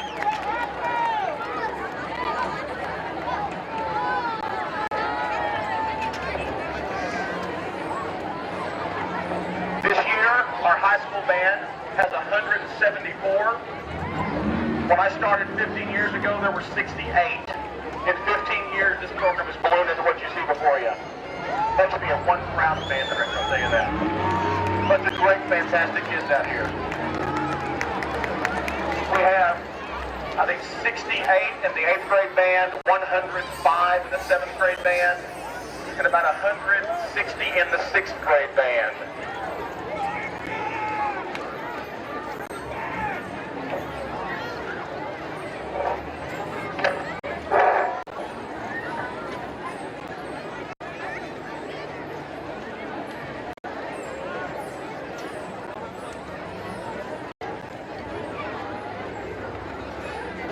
We're almost here. Well, the first thing we're going to play for you is an old pep rally standby, Go Big O. Here we go. 1, 2, 1, 2, ready.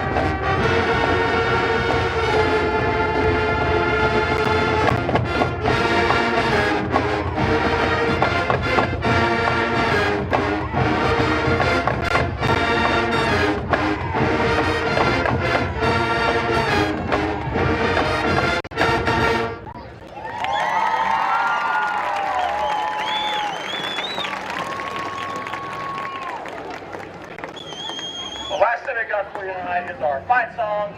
Thanks for coming out tonight. Enjoy the rest of the game. Here we go, fight song! 1, 2, 1, 2, ready.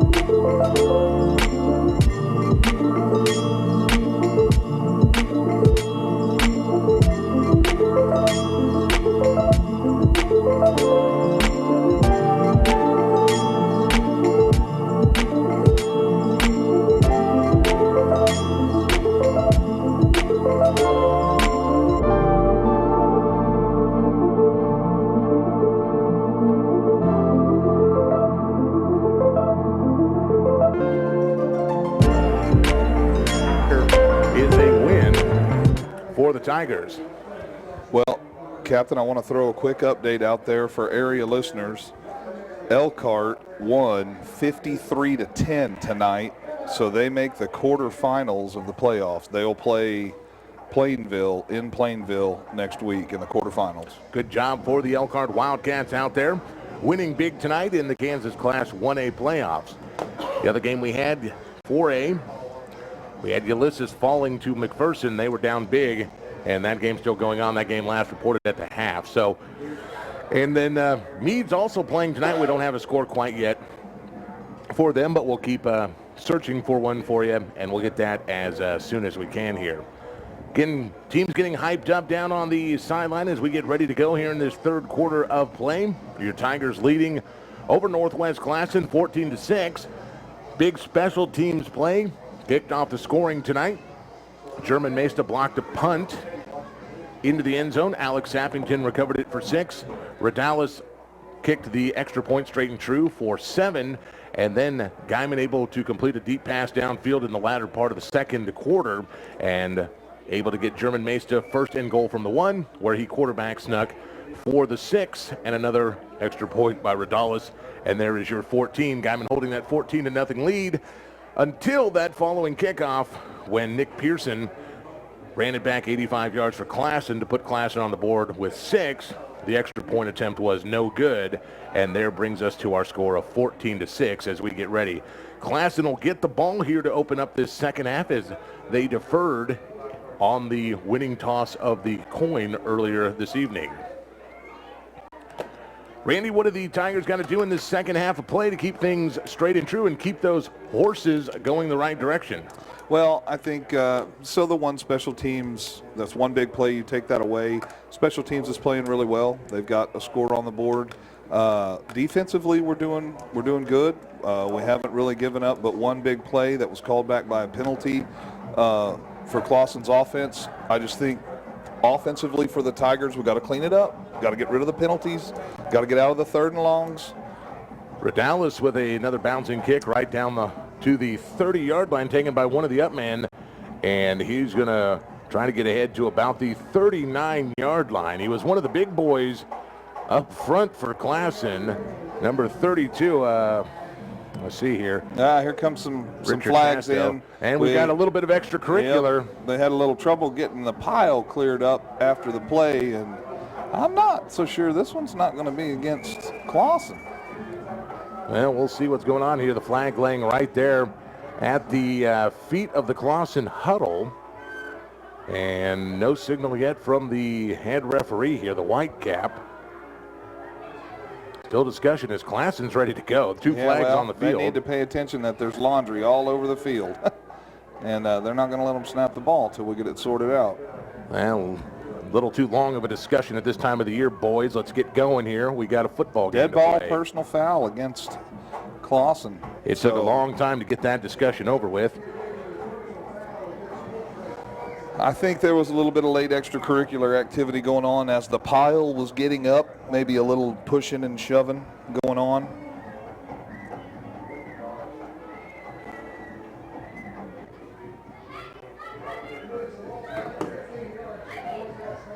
So Northwest Classen will start things off after the penalty at their own 24-yard line.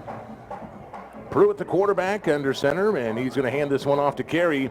Carey's going to try that right side, and he's going to get maybe a yard, if that. Captain, I'll tell you something I've seen as far as, I don't know if it's an adjustment or a change that Coach Wadley made or if just the defense is doing better at it, but our outside contained guy, though he may not be making the tackle, he's turning the runner back into the middle, right, where his help is, absolutely, instead of giving up that outside. They've been very good at that tonight. They're going to say he didn't get anything on that carry, and it's going to be, well, he did get one. It's going to be 2nd down and 9 for Classen here. Captain, I know you were looking late in the 4th. It's 14-2. Meade is losing. Ooh. Well, got a discussion from the head referee over here. I think the officials are going to tell the band they got to stop. Get the drum line here collected off the field.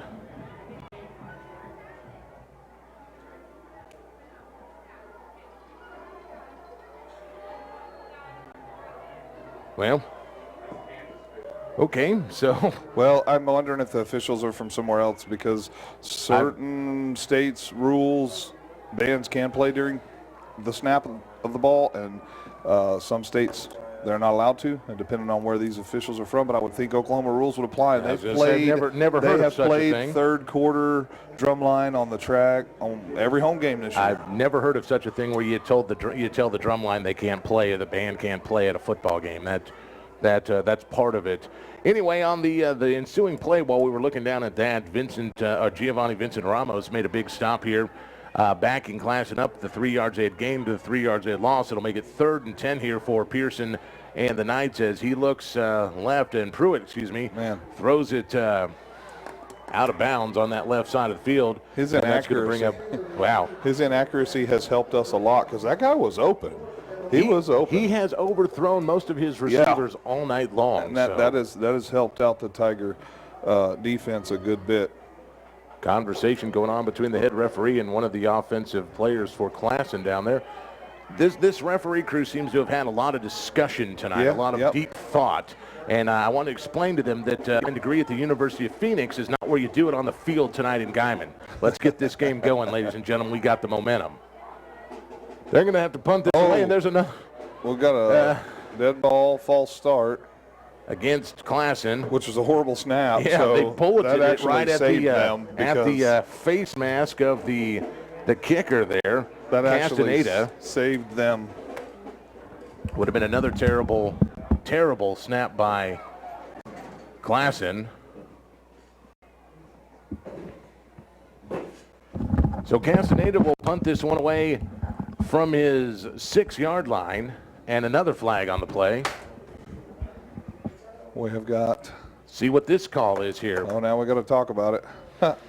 If you're just joining us, we're just underway here in the 3rd quarter, 14-6 the score. And that's the 5th penalty. Yeah, half already. Penalty of Palooza down there. Now this one's offside, so we'll give those 5 back, and we'll go 4th and 10 again. And 4th down and 10, and Castaneda will move up to about his 11-yard line to punt this away. So we'll make a 3rd attempt at a punt away. Quid pro quo. We give them 5, they give us 5. Go to Tyree, back at the 50-yard line, and finally they get the punt and drop dead at the 45-yard line of Classen, rolls back to the 44, and that's where it's going to be down. So Guymon will get the ball on offense here inside Classen territory. Good field positioning. Take advantage. First drive of the second half here for the Tigers. And with Classen getting the ball first and us holding them to a punt, that's turns the ball possession into our favor. So we'll see what Guymon can do here with their first possession of this second half. Want to put more points on the board on top of that 8-point lead here. As here comes the Guymon offense up to the line. German Maystam still at quarterback. He'll operate from under center. De La Rosa in the backfield. Sappington will come in motion to the left. And De La Rosa powers ahead for about 4 yards up to the 40-yard line on first down. I like to see that. I like it when he gets a few up the middle. 4-yard gainer there for De La Rosa. It'll make it 2nd down and about 6 yards here. If they could get that little give to him going, occasionally on that 3, 4, 5 yards, and they start stacking the middle of the box, might free up something to try and get Sappington or somebody else free around the outside. Oh, here comes a big box package that we saw last week. Yep, Maystam under center, turns and hands it to De La Rosa. De La Rosa powering ahead, and he's going to get down to about the 36-yard line. Well, we've got a flag. And there's a flag right in the area of holding. Probably holding. So a good run by De La Rosa, who's going to have it 3rd down and close to the sticks, and we'll see what the conversation is here again. Here comes all 3 or 4. So do they have to all get together to talk all 4 of them come in every time. Guys, this is week 10. Figure it out. Yeah, let's make a call and let's go. Let's make the calls. Oh, chop block against Guymon. So to remind those that might be watching at home in Oklahoma now, it is a penalty if a defender is already engaged in a block for another blocker to block him below the waist. So that's what this one It's going to set the Tigers back 15, yeah, big 15-yard penalty here. And we'll be back into our own territory at the 45. So we were going to go from 3rd and 1 to now we are 2nd and 20. Way long. Back into our own territory and about the 45-yard line. So 2nd down and 20. Mesta will operate from under center. Is receiver right, receiver left. Here comes false start. And false start. So another penalty here, and this one against Guymon. Well, and I couldn't tell if the left tackle moved, or it almost looks like the center is turning his head a little bit before the snap, and they're going to get him for that. They're not going to let him make a motion like that just to try and entice an offside. I'm just kind of thinking right now that this referee crew hasn't thought they've had enough camera time this year. Well, so that's a they've had a possibility. complaint about headlights in the up in the police station parking lot over there. They had a complaint about our drum line. They're throwing flags every play now. Come on, guys. And their flags are all bright and yellow, yeah, like they're all washed, like new and hadn't been used a whole lot. Somebody needs to go down and tell them that John Madden and Pat Summerall are not here tonight.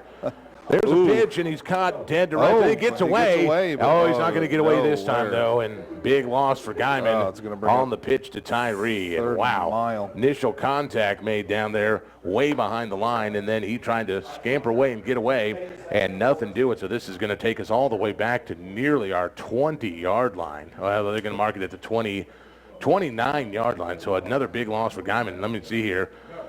It's far enough away that I can't even do the math anymore. I got you, 36.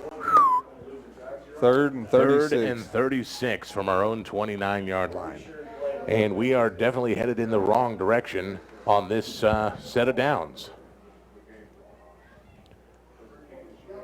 Mesta under center. He's going to fake the pitch. He's looking to pass left side. Short out to De La Rosa, and he's up to the 45 and about the 48 where he's whipped out of bounds. So he'll get a good chunk of yardage back, but it'll make it 4th down and at least 17 here for the Tigers. So nice little 20-yard scamper for De La Rosa. I like that penalty against the Tigers. Oh, boy. Holding on the offense. So add 10 more yards to 37. And we're going to make this 3rd down and 47. Wow. That's almost half the field. Yeah. That is that's a long way. Yeah. 3rd down. And that went from a 3rd down in a country mile to 3rd down in a New York City mile. And it's 3rd down and 44 officially, and another false start by Guymon. Wow. 3rd down and 49 now. 3rd down and 49. Let me resonate that with you, Randy. Actually, that's we started this drive and we got down to. Yeah, we had the ball. We were down 1st and 10. We should have been down. Yeah. And De La Rosa with his run would have had us at their 36, and now we're standing on our own 17, 3rd and 49. Mesta back to pass. He's going to shoot deep, and he caught it. Caught and open up to about the 49. And that's still going to leave us about the penalty yards. Yeah, it's going to leave us at still about 4th and 20 on the catch by Sappington. Sappington, a nice 33-yard gainer by Alex Sappington to make it 4th down and 16-ish? About 16-ish. So. Maybe 17. That's a good pickup, though. So Alex, a little over half of it. Got half of it back, but now we're gonna looking at 4th down, and, we're going to punt this one away. Espada is standing on the 40 waiting for this one. And he's going to punt this one away, and it's going to drop at the 35-yard line and bounces. Classen is close. They thought about grabbing it and trying to run, but they decided against it. Wisely.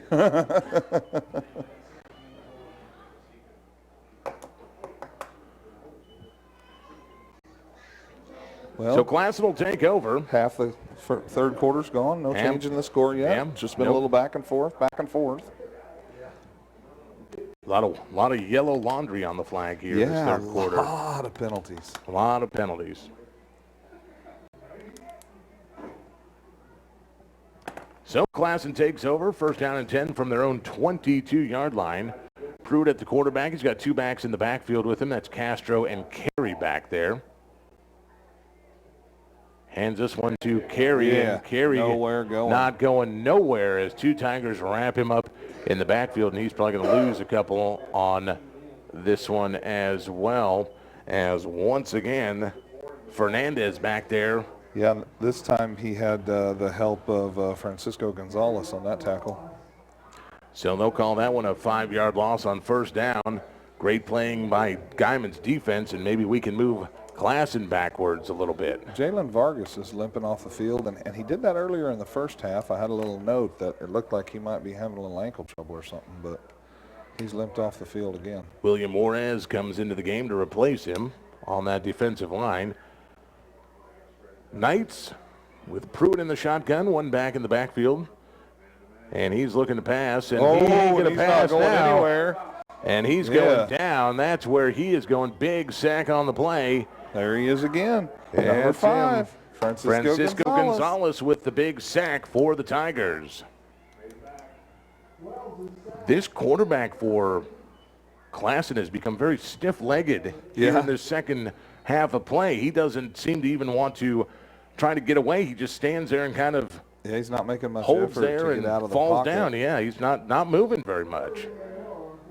So it'll be third down and 19 for Northwest Classen. 5:22 to go here in this third quarter. I do like the fact that the defensive coordinator, Coach Watley's dialing up the pressure, though. I like it. Pruitt from the shotgun, looking left this time, and he's going to get this one off and he intercepted it. Intercepted by Guymon off the tip there, and that's number 2, Tegan Telford with the interception. All right. Turnover with the defense. So Guymon will have another shot here with their offense, and they'll have good field possession here in Classen territory. And we only rushed 4 that time, and we got hands on the quarterback, and that's kind of what laid that ball up there like a duck. He didn't get it. He didn't get full. We were throw half a step away from that being another sack. But we'll take the turnover. Yeah, either way. Yeah. It's our ball. We'll take it one way or the other. Now let's do something with it. Guymon's offense will start from the Classen 34-yard line. Here we go. Is that the I formation? Looking at the I formation with a fullback and a tailback, and here's the handoff to the tailback. Tailback, nice little gainer there. Something a little different. By Guymon. I'd like to see it. I'd like to see something a little different. Dakota Tyree playing the part of the fullback, or excuse me, the tailback in that I formation, and gets a 5-yard gainer. How comfortable do you think he feels knowing he's following De La Rosa through that line? You got to feel pretty comfortable following De La Rosa. I'm telling you, that's a heck of an idea to put him up there fullback lead blocking. Absolutely. He's hitting that line with all he's got. Absolutely. Sappington now out to that left side at receiver. De La Rosa in the backfield as here's the pitch late. Oh, horrible. And it's on the idea. ground and a turnover by Guymon. That was a bad pitch, decision. Delayed way too long, and that's a turnover by Guymon back to Northwest Classen, and Latrone Taylor is the Knight that comes up with that ball. Yeah, that was just they kind of just waited on that one. Yeah, poor decision on Mesa's part on that one. He's going to wish he could have that one back. Just take the sack. We've seen that a few times this year, get us in trouble, some close calls and even some turnovers. Sometimes you just gotta hold back on that, trying too hard to make a play and just take the sack, keep the ball. So Guymon turns it over back to Classen, who will have the ball on about the 37-yard line. And here comes Carey out of the backfield, and he's going to be upended. Or good tackle. Right at about the 44-yard line. Nice tackle by Osceola Arroyo there, number 36. Yeah, nice open field tackle, because if he misses, to make that tackle, that was a very good job. He misses, that was going to be a lot of real estate. A lot of real estate ahead of him. So it'll be second down and about 4 for Northwest Classen here at about the 44-yard line, on their own 44-yard line.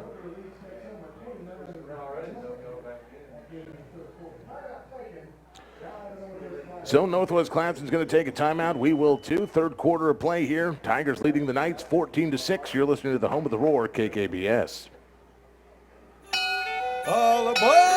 Next stop, PTCI for new smartphones. Get on the PTCI cellular train for huge savings. This season, get a Christmas gift of $600 off the regular price of any new smartphone at PTCI with a new activation. Are you caught up in a long-term contract with the other guys? No worries, PTCI will help you out. Come see us now. Check us out at ptci.net or call 580-338-2556. KKBS, Guymon, liberal, cat scratch fever. Get it, got it. Now let's go. Someone said football, so I come running. What's going on, everybody? Now, back to Tiger football. And welcome back here. 3:42 to go. 14-6. Guymon leading Northwest Classen. Let's take a look at some of the updates of some scores across the area. Randy, what you got? Well, right now in the third, Piedmont's leading Woodward 28-21. And the fight for first place in District 2, Carl Albert is only up 6 on Bishop McGinnis, 20-14. So McGinnis has come back in that game. Northwest Classen, second down and 4, and going to be bowled under on the keeper by Pruitt. And he is going absolutely nowhere. And he is on the ground, and he is saying he's staying there. I can't tell if that's the quarterback, Pruitt, or if that is somebody else out there. So we've got an injury timeout on the field, and we'll take another timeout. You're listening to the home of the Roar, KKBS.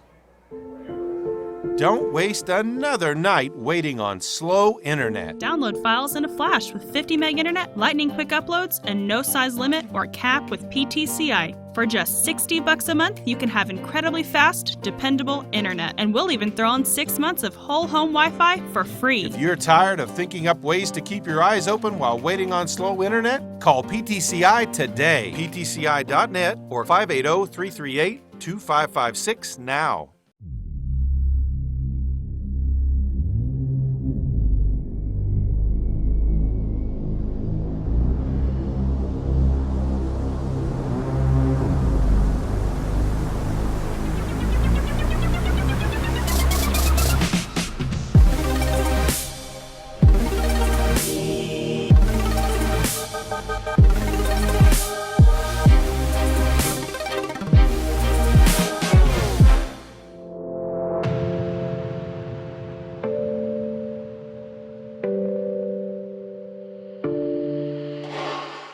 That.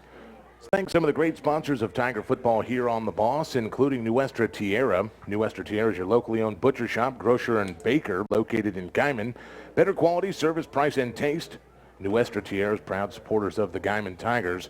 Also, the Oklahoma National Guard. The Guard is always ready, always there. For more information on the Oklahoma National Guard, call 1-800-GO-GUARD to get started. So thank you to those great sponsors of Tiger football right here on The Boss.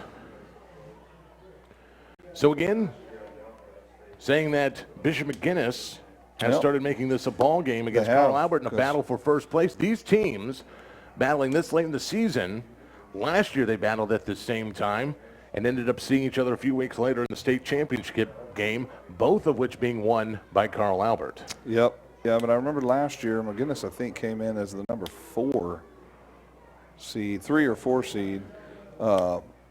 With Eisenhower and Guthrie also making the playoffs for the District 2 Class 5. That's right. But Piedmont was out last year, as was Woodward.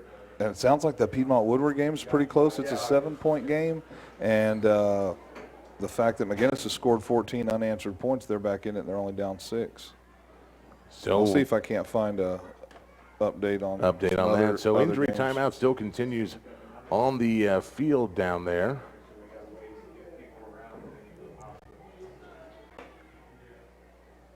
If they're blocking it, he must have a broken bone. Yeah.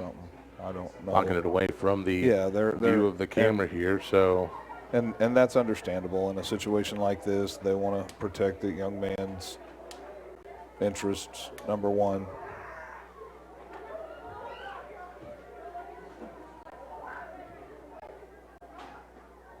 Once again, Elkhart winning big tonight in the Kansas 1A playoffs, and they'll advance to the quarterfinals. Elkhart is one of those teams that over the last 10 or so years have really turned things around. I remember the days when Elkhart was one of those teams that was hard-pressed to find a win anywhere, and now they are one of those teams that are definitely on the cream of the crop and definitely a team to reckon with out here in far southwest Kansas. So congratulations to the Elkhart Wildcats tonight, moving on in the Kansas playoffs. Yeah, and it looks like Hooker's not having any trouble with Texoma. They're up 30-0 in the fourth.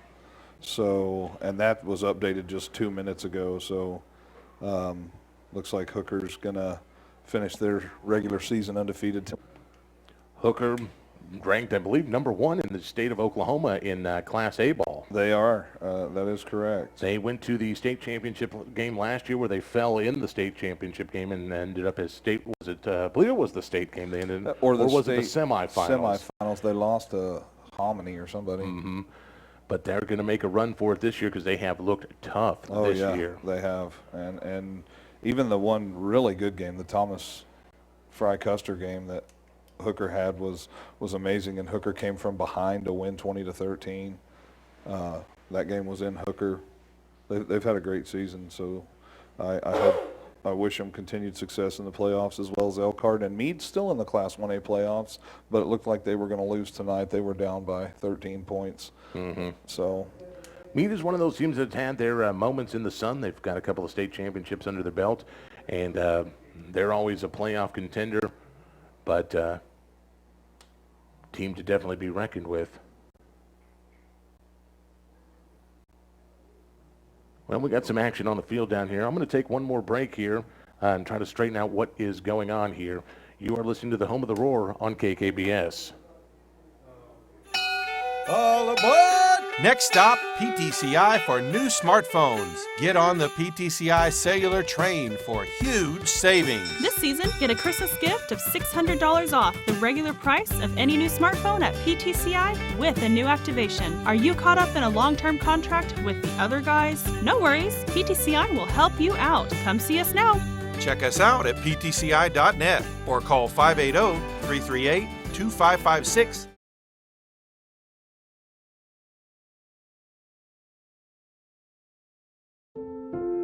Don't waste another night waiting on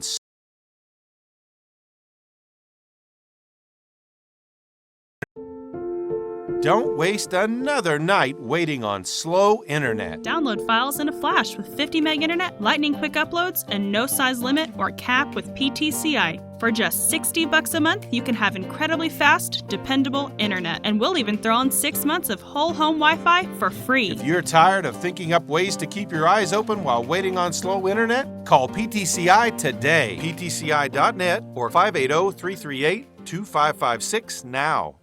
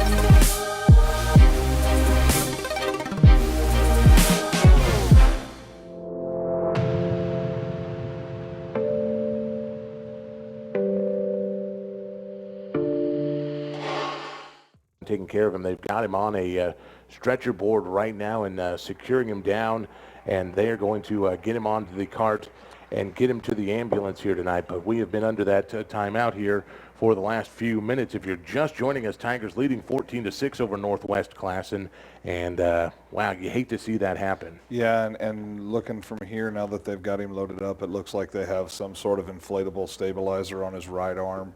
And from the way everybody stood and blocked, I think maybe it was a graphic break of some sort. Looks like that he sustained some sort of severe injury to his right arm or shoulder or something, because they have that big inflatable stabilizer on his right arm. So I sure hope that young man's okay. Absolutely. Our thoughts and prayers will go out with him tonight, as the Guymon Fire Department and EMTs doing a wonderful job to get onto the field and get him taken care of and loaded up down there, and they'll be making his way off the field here. We're going to take another quick timeout. We'll bring you back here when the game gets ready to go here, as your Tigers lead Northwest Classen 14-6 in this injury timeout here at McKinnon Stadium. All aboard! Next stop, PTCI for new smartphones. Get on the PTCI cellular train for huge savings. This season, get a Christmas gift of $600 off the regular price of any new smartphone at PTCI with a new activation. Are you caught up in a long-term contract with the other guys? No worries, PTCI will help you out. Come see us now.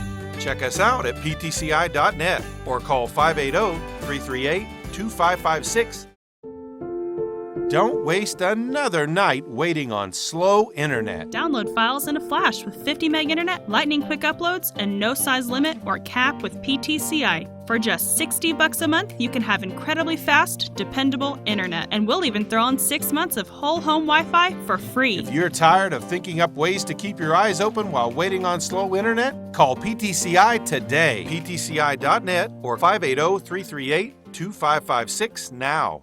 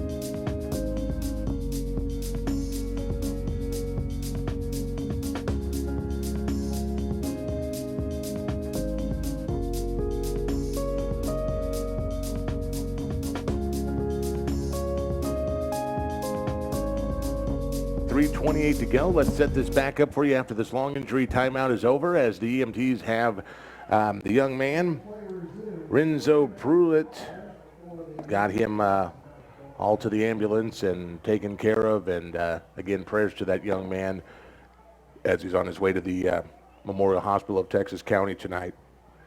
14-6 is our score. 3:28 to go here in the third quarter. Northwest Classen has the ball. It'll be 3rd down and 8 from their own 39-yard line here. As we'll see what they'll do here, as Pruitt was their quarterback. I believe they'll switch to the second stringer who we saw a little bit earlier, who almost got knocked clean out earlier. Cortland Wells, the senior, I believe will take over quarterbacking duties, but we'll see what happens when they break their huddle.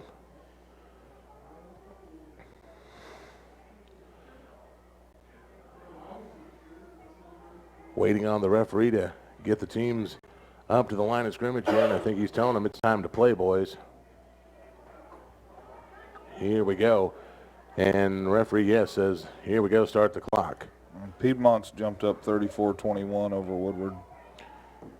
Cortland Wells, yes, the senior will be quarterbacking now for Northwest Classen. He's got 2 receivers to the left, 1 to the right. As here goes, here's the handoff to Carey, and Carey, nice little run right up the middle. He's going to be close to the first down marker. I think he's going to be about a yard or 2 short here. It'll be 4th down and 2 for Northwest Classen.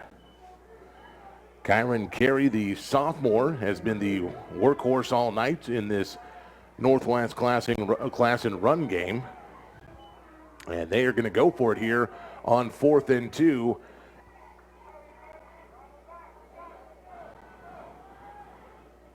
Turn the hand to Carey, and Carey's going to get a second effort. He's going to get it up to the 50, and that's where they're going to blow this one dead. So, and then somebody comes in late and hits.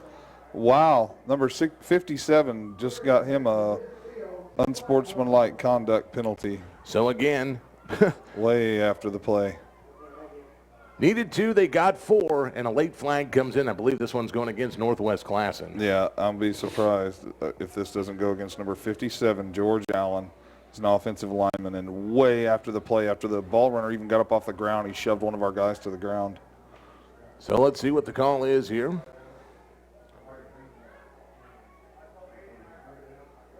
Block in the back. And then after the play, we have unsportsmanlike conduct. So both those penalties will be marked off. And that'll be his first. If he gets another, he's done. Yep. So, again, you know, you're talking about 2 teams that have had just a war of penalties this year amongst themselves. And Northwest Classen had that opportunity, and they just blew it right up here, as they'll get that marked off from the spot and then add the 15 more yards for the unsportsmanlike conduct penalty as well. Yeah, and it's going to be 4th and a mile now. Yeah, 4th down all the way back to the 27-yard line. 4th down and looks like about 20 yards. Yeah, that'd be a good guess. Just looking at the sticks, Captain, I'd say you're right about right.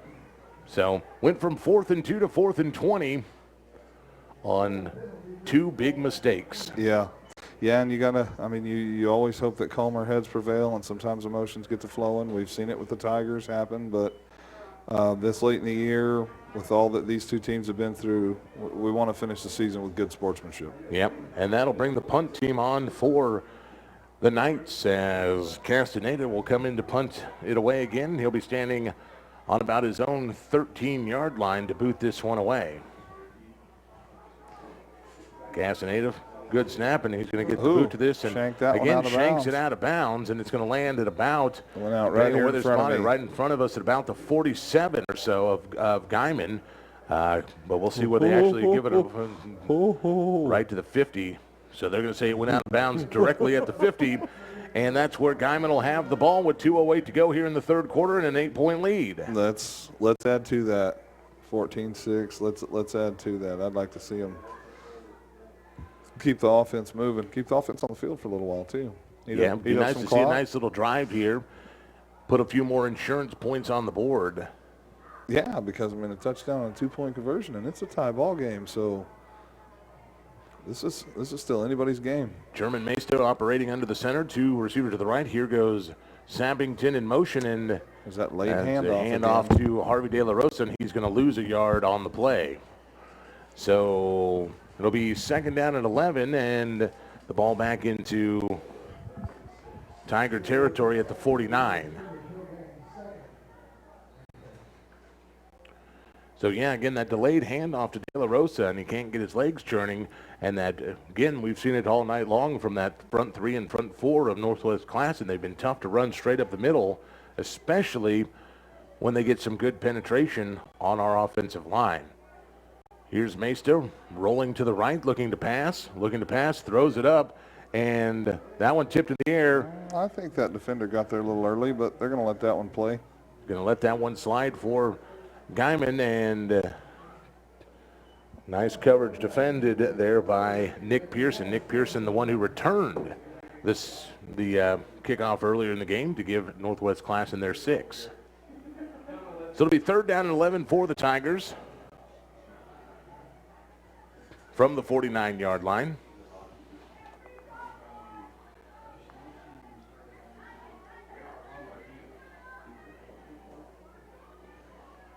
Tigers calculatedly coming out of their huddle, taking a little bit more time on offense tonight. Maisto will operate from the shotgun. De La Rosa in the backfield, receivers right and left. He's looking to pass. He's looking to throw across the right, and that one broken up. Trying to get that one to Osceola Arroyo, and threw it behind him, incomplete, and that'll bring up 4th down for the Tigers. So Guymon had some good field position after the Northwest Classen punt put them right at midfield. They've dropped 1 yard in 3 plays, and it looks like Guymon brings out the punter to punt it away. Spottis will punt it from his own 40-yard line here. And that one short hops him as he's able to get it away, hangs it up in the air, and that one's going to bounce out of bounds at about the Classen 30-yard line. Depends on where they put the spot on that far side of the field, but about a 40-yard punt by Espadis. And Northwest Classen will take over. It looks like the official spot's going to be at the 29-yard line, where it'll be 1st down for the Knights with 1:10 to go here in this 3rd quarter of play. So, score, haven't seen a point yet in this 2nd half so far. Teams have been going back and forth on punts and turnovers. Wells from the quarterback position, he hands it off once again. And no gain for carry over there on that far sideline. Whole swarm of Guymon Tigers get over there to put the stop.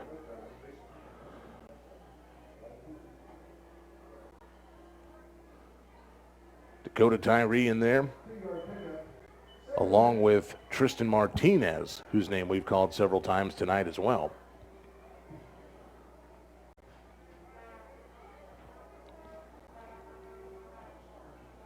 Second down and 8 for the Knights. 30 seconds to go here in this 3rd quarter of play. Wells from the shotgun. 2 backs in the backfield with him. And he's going to back to pass, looking to the right, and almost complete. Could not hold on. Was number 11, Nick Pearson, and that one was in his arms. If I'm the quarterback, Cortland Wells, I'm like, come on, man. Yeah, man, the receiver's got to help his quarterback out on that one because he hit him in the hands. Hit him in the hands, and he was wide open for a good gainer there. And that would have been probably right at the 1st down marker. I mean, we had coverage that might have made the tackle, but he would have been close. You got to help your quarterback out in one like that. Definitely got to catch that one. 3rd down and 8 for the Knights. 15 seconds to go here in this 3rd quarter of play. Well, hold on a second. Oh, there's a penalty. Penalty. I did not see the flag come in. I don't even see the flag on the field, do you? It's laying right over there just on the 25-yard line on the hash. That's an interesting spot for it. What are we marking off here? 10-yard penalty. Head referee coming down to have a conversation with the coaches. So, 15-yarder. I missed the signal. I didn't see it myself. It's a 15-yard penalty and an automatic first down for Classen. So Guymon had him third down, and now it's first down from the 46. I did not see the call. I did not see the penalty. Wells from the quarterback from the shotgun. He's got Castro and Carey in the backfield with him. Turns and hands this one to Carey, left side, off tackle, and Carey gets a good gainer on first down. Up into Guymon Tiger territory. Looks like he got real close to the sticks on that first down. They're going to call him about 2 yards short. So it'll be second down and 2 for the Knights now into Tiger territory at the 46-yard line. 8 seconds to go here in this third quarter. Wells, 3 receivers right, Carey in the backfield from the shotgun. He's going to hold on to it himself, and he's got the first down, and he's going to slide at the 20, and there's going to be he gave himself up. Gave himself up, went feet first, and a flag comes in on the play as Tristan Martinez went down after him, and that's going to be unsportsmanlike conduct against Guymon. Yep, that's going to be a 15-yarder and an automatic first down.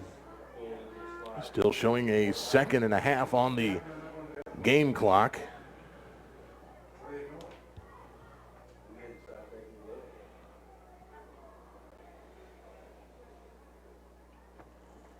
See here. Oh, and look. He got upset.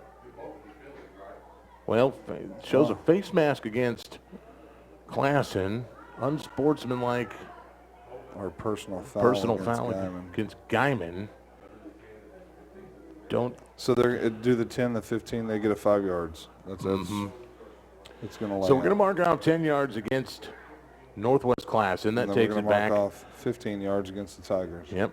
And then we mark off 15 going back the other way. A lot of walking here. Will that give them the first down? Yep. Yes, it will. To the Guymon 41-yard line and a first down. Couldn't he have just walked 5 yards? I was thinking the same thing myself, Randy. I mean, I'm not the smartest guy in the world, but 15 minus 10 is 5. I know I have my education from Texas Tech University, but I do know that 15 minus 10 is 5. And maybe. And sometimes, depending on Common Core math, it's sometimes 6, sometimes it's 4, but it's close enough.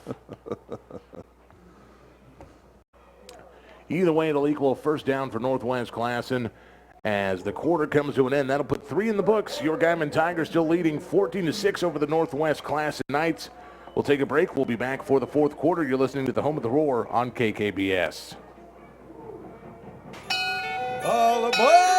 Next stop, PTCI for new smartphones. Get on the PTCI cellular train for huge savings. This season, get a Christmas gift of $600 off the regular price of any new smartphone at PTCI with a new activation. Are you caught up in a long-term contract with the other guys? No worries, PTCI will help you out. Come see us now. Check us out at ptci.net or call 580-338-2556. Don't waste another night waiting on slow internet. Download files in a flash with 50 meg internet, lightning quick uploads, and no size limit or cap with PTCI. For just $60 a month, you can have incredibly fast, dependable internet. And we'll even throw in 6 months of whole home Wi-Fi for free. If you're tired of thinking up ways to keep your eyes open while waiting on slow internet, call PTCI today. PTCI.net or 580-338-2556 now. This week to Reed's Furniture. It's furniture, it's styles. It's what's brand new on the floor at Reed's Furniture in Guymon. They're under new ownership and management and just as proud to support your Guymon Tigers. Reed's Furniture, inside the Northridge Shopping Center, Guymon. The Tigers are ready to roar. It's the ultimate act of dominance. Now, back to Tiger.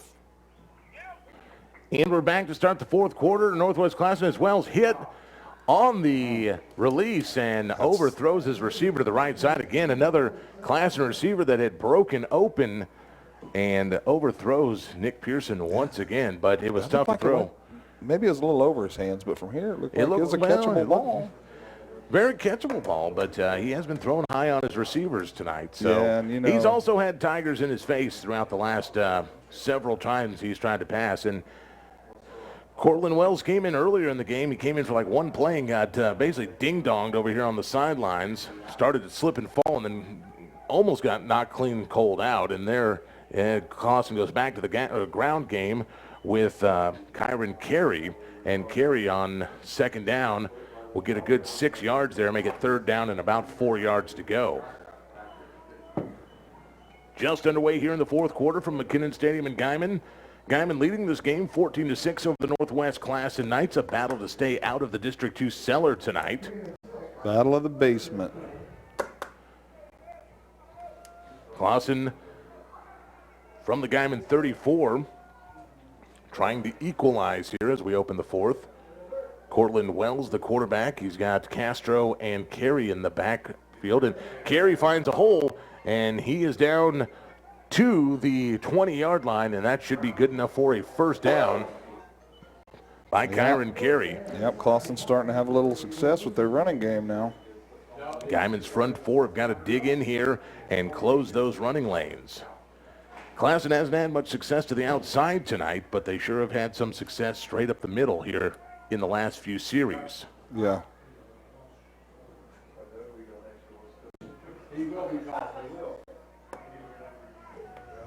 I wonder if they're just going to keep sticking to that. Wells from the shotgun. Turns and hands it to Carey once again, and Carey this time maybe going to get one or two. Yeah, met at the line of scrimmage by the Guymon defensive line. A little bit better job there. Lorenzo Amador, one of the big Tigers right there in the heart of it all. And he'll get a couple of inches, make it second down and a long 9.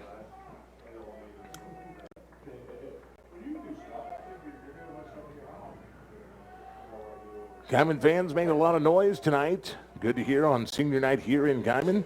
Cheering on the Bulls as Wells. Oh, look. What the heck was that as Wells went to throw?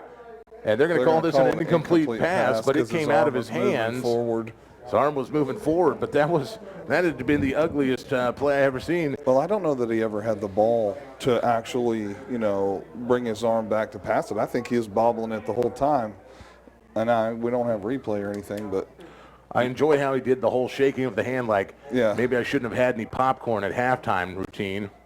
Was second string. He could have been over there with a bucket. You don't know. Yeah, extra butter. So it'll be third down and 10 for the Knights. Wells from that shotgun formation, 2 receivers right, 1 to the left, and he hands this one off to Carey. And Carey another hole there, and he breaks a tackle, and he's down to the 10. Still on his feet, down to the 6-yard line. Tackle him. Wrap him up low. Kyron Carey gets Northwest Classen into a first and goal situation here. Yep. When in doubt, I guess go to Kyron Carey. I'm going to start calling him Cash and Carey. I mean, well, and we had a couple defenders hit him 2-3 yards into the run, but they're hitting him too high. They've got to get him low, man. He's driving his legs. He is one of the take his legs. He is a lot like Harvey De La Rosa. He's got the very big legs and very low center of gravity. Very much so. Got to get him down on those and tangle him up in those legs. And now we're going to have another discussion. Oh no, we changed our minds. They forgot to start the play clock. 10 minutes exactly to go here in this fourth quarter. Now Northwest Classen knocking on the door here. First and goal from the 6-yard line for the Knights. As they're looking to their sideline for the play. Now they're going to have to take a timeout. And they're going to take a timeout. And we will too. Fourth quarter action. Tigers over the Knights 14-6. Northwest Classen calls a timeout. You're listening to the home of the Roar right here on The Boss.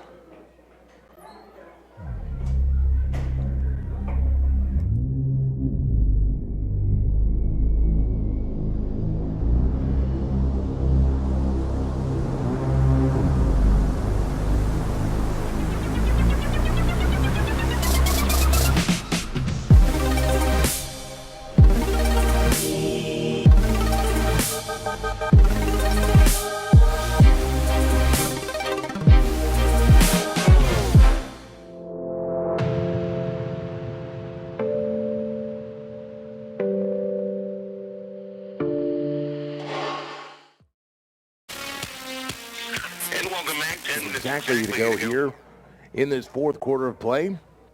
Guymon holding on to a 14-6 lead over the Northwest Classen Knights, but the Knights knocking on the door here. First and goal for the Knights from the 6-yard line.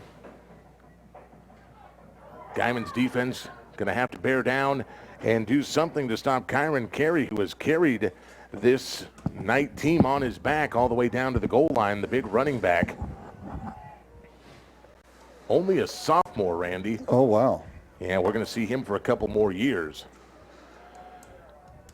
The Knights out of their timeout. Wells at the quarterback, shotgun, Carey in the backfield, receivers right and receivers left. False start.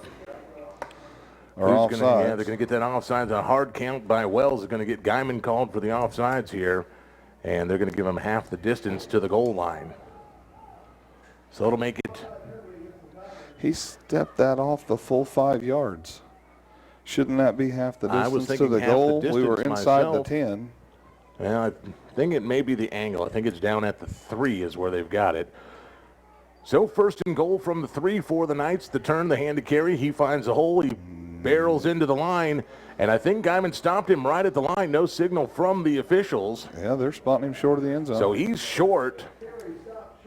Guymon is able to turn Kyron Carey right at the goal line and keep him out of the end zone, but it's going to make it second down and inches for the Knights. See what they decide to do here as Wells in that shotgun formation. Obviously not going to go for the sneak here. Wonder if he's going to turn and hand it to the workhorse. Oh, and the ball's loose on the ground.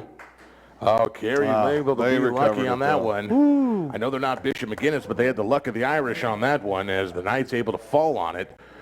They're going to lose a couple.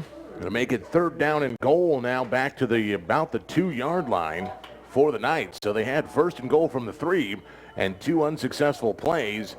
And here they are trying to get something on 3rd and 3.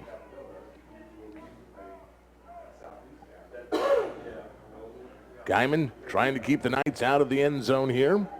Be a big victory for the Tigers to keep this running game of the Knights out of the end zone.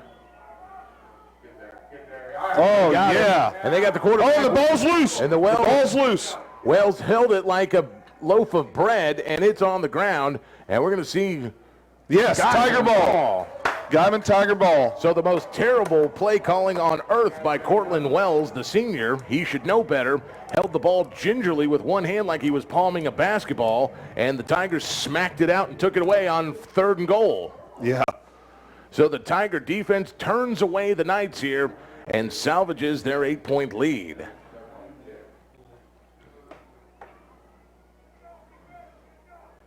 Guymon will take over the ball at the 10-yard line, heading out from the shadow of their own goal line. Great defensive stop by the Tigers and the turnover by the Knights. And I was always told, defensively, if they're going to hold it like that, if they're going to hold it like a can of corn, can of Coke, whatever you want to call it, loaf of bread, smack it out. Yep. We're not getting nothing running that misdirection up the middle. So Guymon on first down. Maybe loses a couple yards, 1 yard there. Lose it'll be 2nd down and 11. On the carry by Sappington.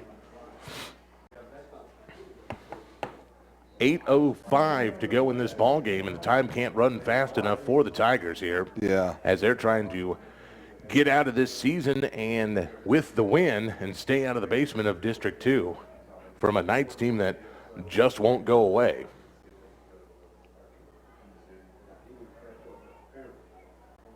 German Mesta under center. Takes it and keeps it himself. He's trying to go left side of tackle, and he able to get through a little hole there, get it up to about the 17-yard line. So a nice gainer by German Picked up Mesta. about half of what we needed. Yeah. It'll be 3rd down. Another player getting up very gingerly. Looks like number 11.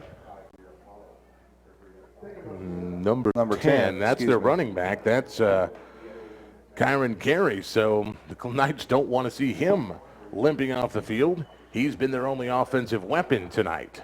He's holding his side, like maybe he landed funny on the tackle. So Gary heads to the sideline. It'll be 3rd down and 3 for Guymon from their own 17 30-yard line.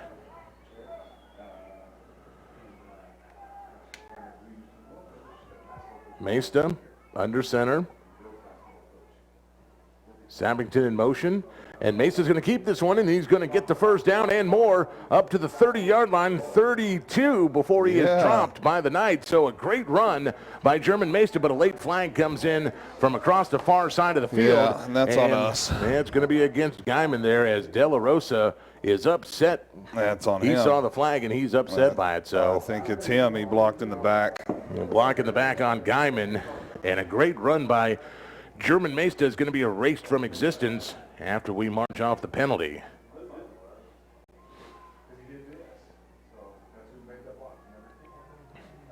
So, here we go, marching it back. Enough for a first down, though, after the mark off of the penalty for Guymon. So it'll be first down for the Tigers from the 21-yard line. 7:09 to go here in this game, and again, the Tigers nursing this 14-6 lead over the Northwest Classen Knights. Looking down at my board here, Tigers still have all three of their timeouts. Knights have one of their timeouts left. Yeah, and those with this being such a tight game, that could come in very handy at the end of the game or hurt you if you've had to burn them all. Mesta under center. Hands it to De La Rosa, and De La Rosa is going to be stacked up right at the line of scrimmage by a whole host of Knights. I'm going to think of a cool way to say that. Instead of just a whole host of Knights, how about a whole round table of Knights? Sure, I'll buy that. Last game of the season, Randy. I got to do something to keep myself amused here. Yes. This will be our last go for this year. I've enjoyed the ride, though, Captain. It has been fun. Hasn't been what I wanted it to be as far as score-wise, but I agree. The trips have been fun, and I agree. With the exception of one, and we won't go into that one. Yeah. Let's just say I really wish Woodward would win that game. Mesta under center. Turns and hands it to De La Rosa, and De La Rosa once again he's trying to fight through. Cannot get his legs spinning enough. And it's going to be third down and 10 after the loss of one by De La Rosa. That is just not working. Guymon trying to get their run game going to continue to milk this clock as we're 5:43 and counting. We really need to get another first down, eat up a little bit more of that time, try and get the ball, closer to midfield. Mm-hmm. And the Tigers are kind of in a dangerous situation. You're 3rd and 10, and you don't want to turn it over this deep in your own territory. But you're also wanting to continue to eat that clock away and keep it out of the hands of Northwest Classen. Mesta will operate from the shotgun. He's going to keep it himself. Here he comes. And he's going to be... I don't understand that play. We've seen it numerous times. He's going to get about 3rd and long, 2 yards on the draw. Quarterback draw. Last week it didn't work. The week before it didn't work. Picks up about 2. It'll make it 4th down and 8 for the Tigers here. Yeah, they're going to have to punt. And though there is not much of a breeze, it is slightly blowing into the Tigers' face right now. We need to take our time with a good snap and a good punt to try and pin them as deep as we can. So, yes, the Guymon Tiger punt team comes out onto the field. Spottis will boot it away. High snap, has to pull it down. And that's not the a worst good kick. thing we could have done. The kick's going to get a little bit of a Tiger roll up to about the 44-yard line, but that's where it's going to roll out of bounds. So, again, Northwest Classen's going to be 44 yards from pay dirt here with 4:18 to go here in this ball game.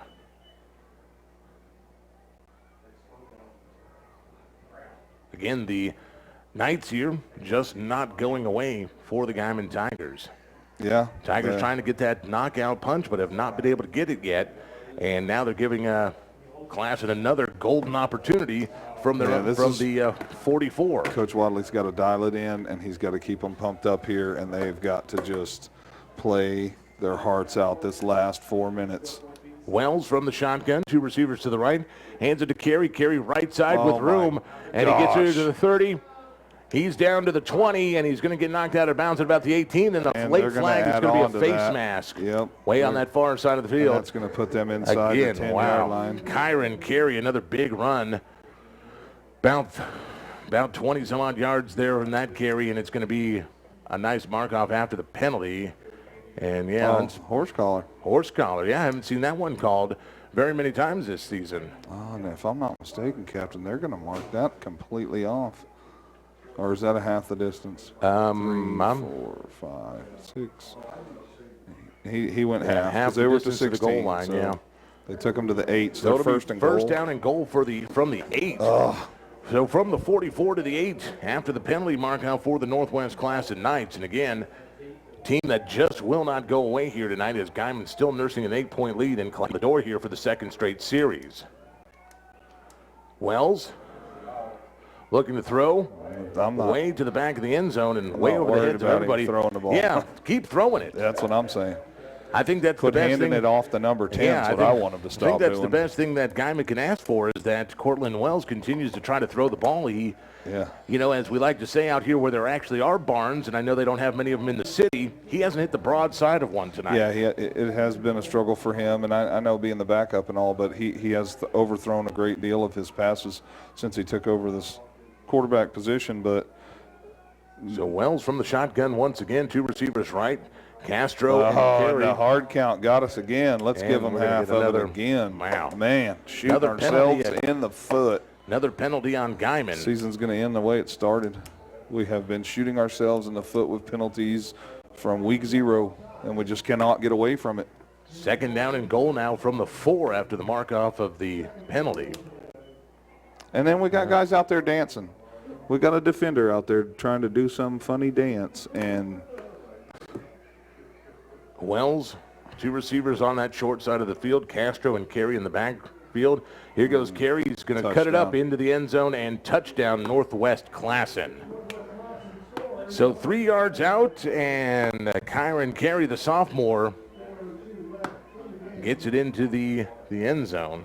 So here we go. They're going to go for 2. And I'll almost guarantee you he's going to run the ball again.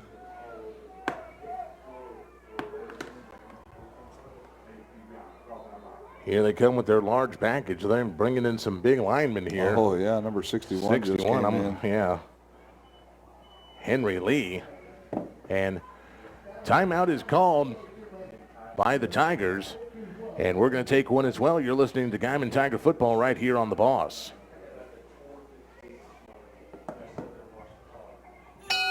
All aboard! Next stop, PTCI for new smartphones. Get on the PTCI cellular train for huge savings. This season, get a Christmas gift of $600 off the regular price of any new smartphone at PTCI with a new activation. Are you caught up in a long-term contract with the other guys? No worries, PTCI will help you out. Come see us now. Check us out at ptci.net or call 580-338-2556. Oh, here they come. 4:02 to go. Northwest Classen gets into the end zone for 6, and they're going to go for 2 here on the point after a try to tie this ball game up. Kyron Carey has been the workhorse for Classen here in this second half of play, and Wells, he's going to hand it to Carey, and Carey's going to be met at the goal line. He's going to fall in. And 2-point conversion is good. Little extra push at the end, and Northwest Classen ties it up 14-14 with your Guymon Tigers. Wow, we're going to bring this one right down to the wire. 4:02 to go, tied at 14 here in Guymon. We're going to take a timeout. We're going to come back and bring you the rest of this one in its entirety. You're listening to the home of the Roar right here on KKBS.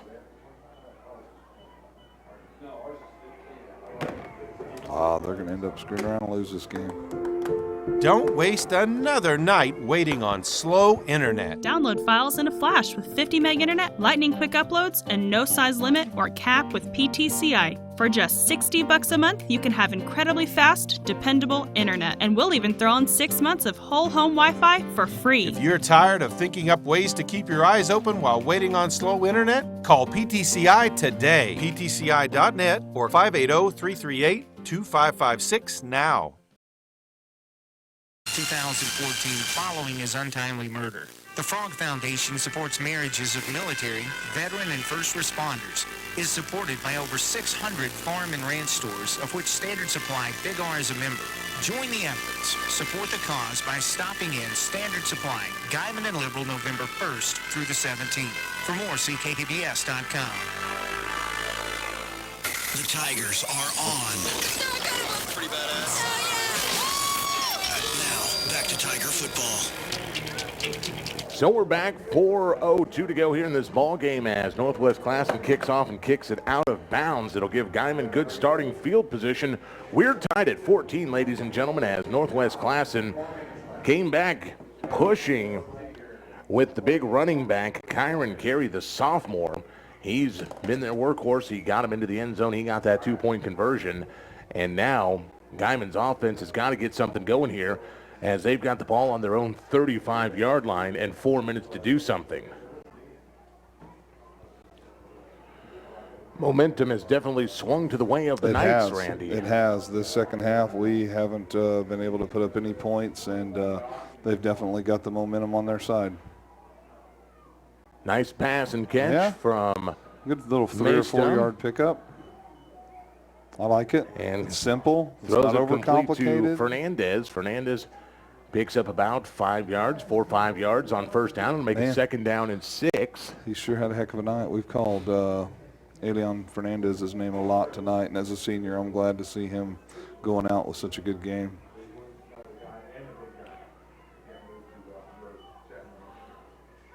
Mesta working from that shotgun. He's got receivers right and left. He's looking to throw to the left and intercepted. Ball intercepted by Northwest Classen, and he's going to return the ball to about the Guymon 45, and there's a scrum down there on the field as a lot of pushing and shoving now. There's going to come some flags if they don't flags calm down. Going to come down out of here. Oh, yeah. There's flags. Oh, my gosh, they're clearing the benches. Oh, no, ladies and gentlemen. This is horrible. Horrible. They need to go back to their bench. Northwest Classen players coming from their sideline. They got an injured Tiger on the play. Again, interception thrown. And I can't believe those Classen players came all the way from the other sideline. Yeah, that's there needs to be I hope people get thrown out of this game for that. Ejections and stuff. I can't stand it. I can't stand it. Tigers or Classen kids, if that's how they're going to act, they need to be thrown out of the game.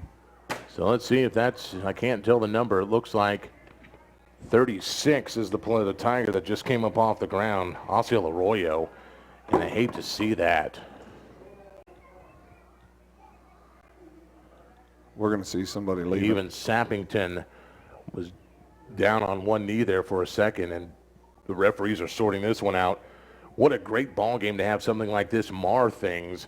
14-14, 3:08 to go, and they're going to have a conference here from the referees as, like I said, both teams getting nasty right there. Classen leaving the bench, coming over to the Guymon sideline after a scuffle after the interception. I think the officials need to get both sidelines, both coaches together and tell them, look, this kind of behavior is not going to be tolerated. There's 5, 6 flags on the field. That's just, you hate to see it come down to this. It's been a competitive game so far, and it's tied. We've got 3 minutes left. It could have an exciting end, and to have something like this happen, just like you said, Captain, it mars it all. Yeah, it brings an ugly end to the season here between two teams that have been playing a relatively interesting, if nothing else, ball game. It's been exciting to watch here. Okay, we got coaches being called out to the middle of the field by the head official. One of the officials has a list in his hands too, and that's never good. Let's see if we can interpret figure out what's going on here.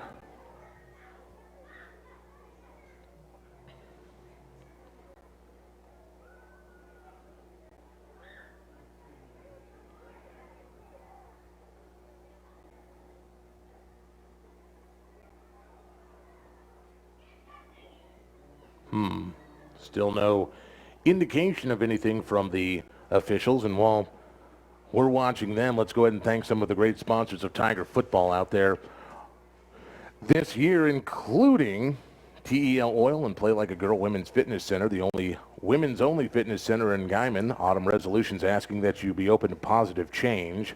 Also, Phipps Dental Practice of Guymon. Phipps Dental, creating smiles, impacting lives. Stop in and ask about porcelain veneers.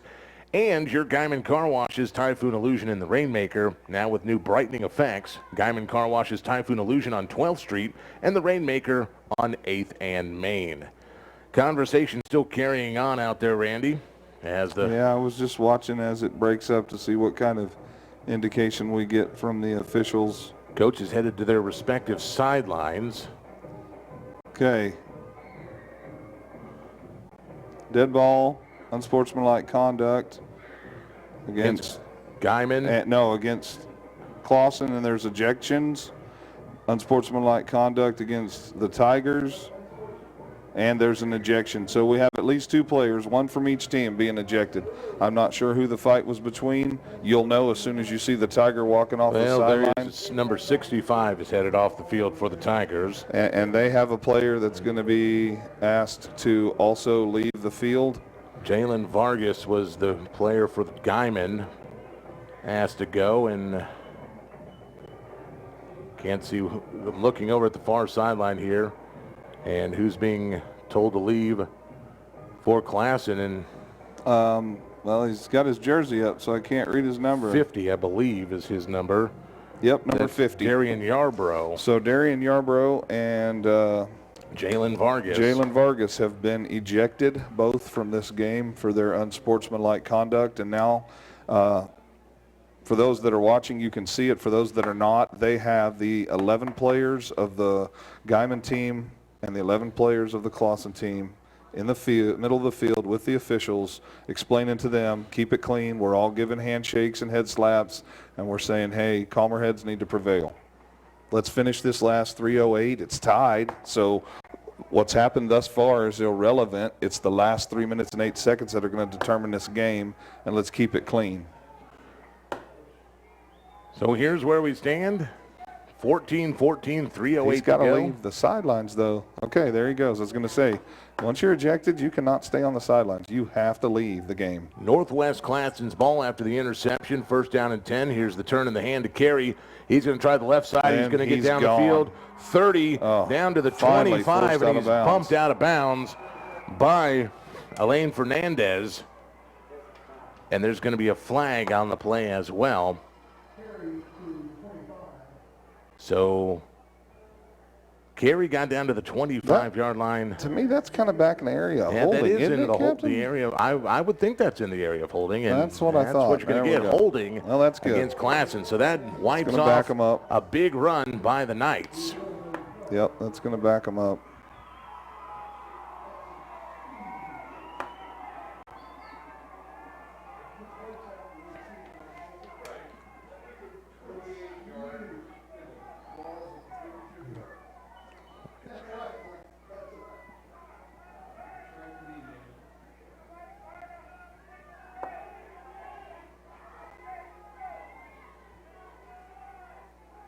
So Classen with the shotgun formation.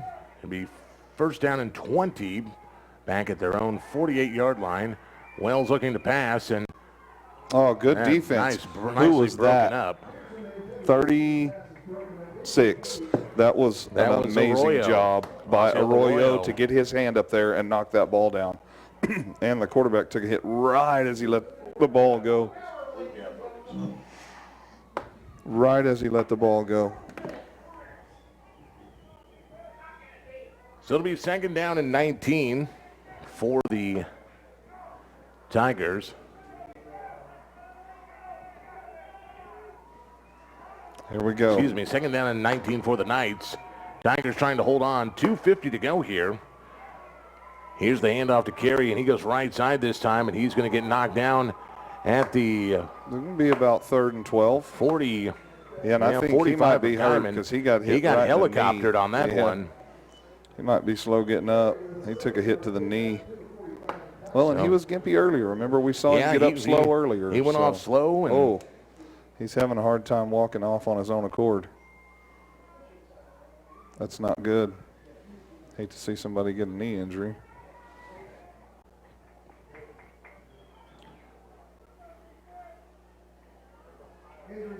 So a timeout on the field for injury. We'll stay right here as we continue to thank some of our great sponsors of Tiger football here on The Boss, including Guymon Tire, years of excellent service and family owned. Check out their service special, Guymon Tire, proudly supporting your Guymon Tigers. Also, Nafy's Steakhouse in Guymon, decades of great service and quality, proudly supporting the Guymon Tigers.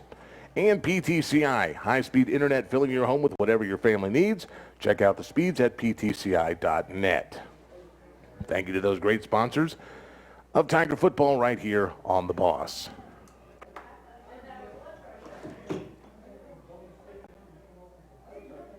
Captain, as I'm sure you noticed, the cheerleaders are not here tonight. I did notice that. They traveled yesterday to Oklahoma City for their state competition. It was today.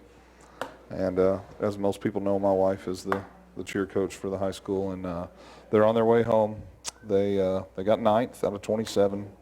They only took 6 to the finals, so they unfortunately did not make the finals of their competition, but finished in the top third of the state. So nothing to hang their heads at, but I think they felt like they might have a better shot to make the play or to make the finals than they did. So congratulate them on their competition. Their season's just a one-time thing. You know, they practice all year, even through the summer, just for a one-time competition. So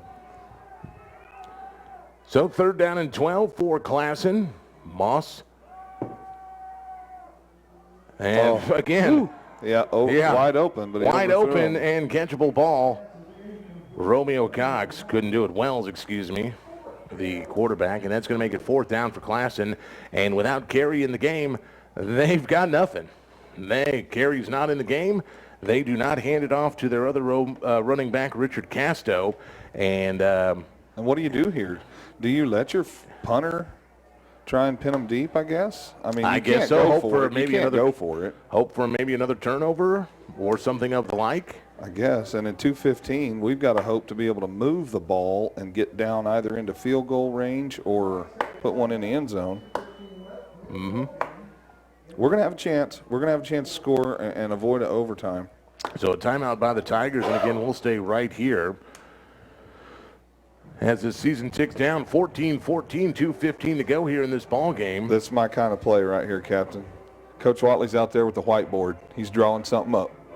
So this ain't a normal call. He's drawing something up, saying, all right, you line up here and you line up here, and let's do this. Well, we've gotten to Castaneda, their punter, once tonight. Yeah. We've almost gotten to him 3 other times.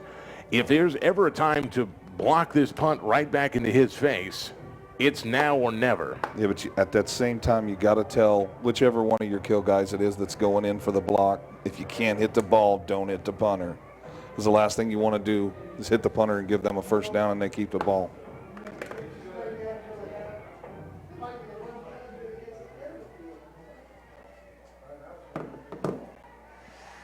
Well, this one's going to be a nail-biter, Captain. Yes, it is. Castaneda back to punt away from about his 44-yard line.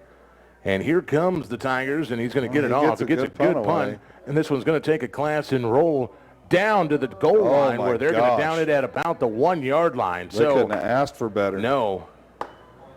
They should have fair caught that.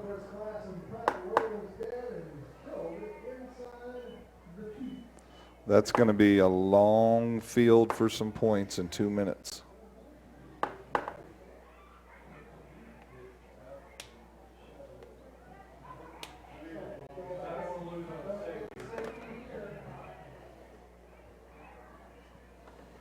And yeah, coaches got to consider, hey, we can't get tackled in the end zone and give up 2 points on a safety here. They got to be smart about their play calling here. Wouldn't you agree, Captain? I would definitely agree here. 99 yards separates you from the win here, and you're in the shadow of your own goal line. This is not turnover time for the Tigers, as Mesa just trying to get a little bit of wiggle room as he goes ahead for maybe a yard. Well, something's better than nothing.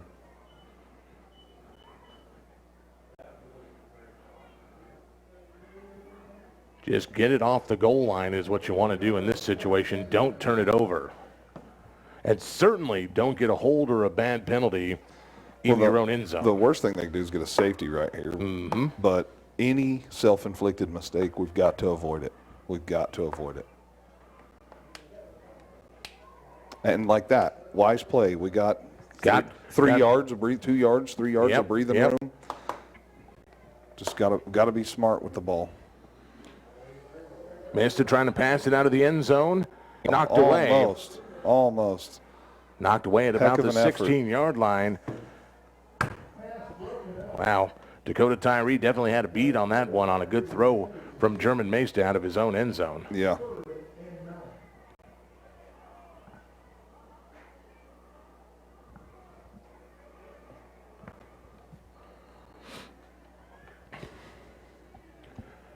So 3rd down and 9 for the Tigers from their own 3. 1:16 on the clock here. Tied 14-14. Last game of the season for both these teams. It's Mesta from the shotgun out of his own end zone. Looking to throw, and he throws across the middle falls and incomplete. Just behind his receiver who can't keep his hands on the ball. And we got a punt from our own end zone. Fernandez once again trying to come up with the catch. And they're going to have 1 minute and 11 seconds left, and they have 2 timeouts. That's just recipe for a disaster here to end. Well, we'll see. We'll see who their offensive series they bring on because they have. I'll tell you what. Without Carey on the field. Well, and they're on their backup quarterback. Yep. So, yeah, we're going to punt from our own end zone. It's where we need a good snap and a good kick, and we do get the good snap and a pretty good kick back to the 35, and they bobble the kick, picks it up, reverses field back to the 40. He fumbled the ball! He fumbled the ball! Wait for the signal. Oh, they're going to call him down. They're discussing, are they going to call him down or a fumble? Haven't indicated either way yet. See what the umpire says here. Guymon Tiger ball. Fumbled the ball, and the Tigers recovered. Absolutely the stupidest thing the Northwest Classen Knights could have done, and I didn't think they could get any more dumb than that, and he did it. Yeah, he bobbled that, and it rolled out, and then he did pick it up. Picked it up, and instead, and off balance, tried to run it.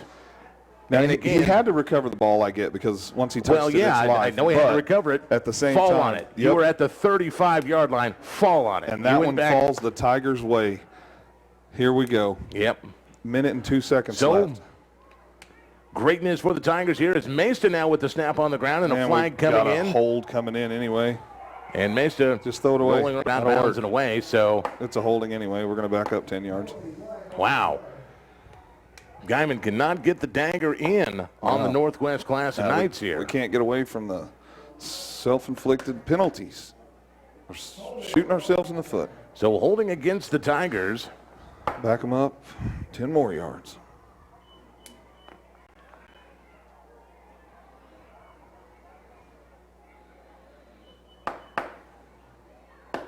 Oh, 53 seconds. We might be going OT, Cap. Very good chance we could under a minute to go here, tied at 14. And these offenses have done everything they can do to submarine themselves tonight. Yeah, both sides. Both sides, absolutely. Yeah. Oh, and we just fumbled again the ball. On the ground. No, but he picked it up. Mesa's going to pick it up and try to run with it. He gets the corner, and I think he stepped out of bounds here. That's at fine. About the 46-yard line. Take a timeout, Coach. Take a timeout, Coach. Take a timeout.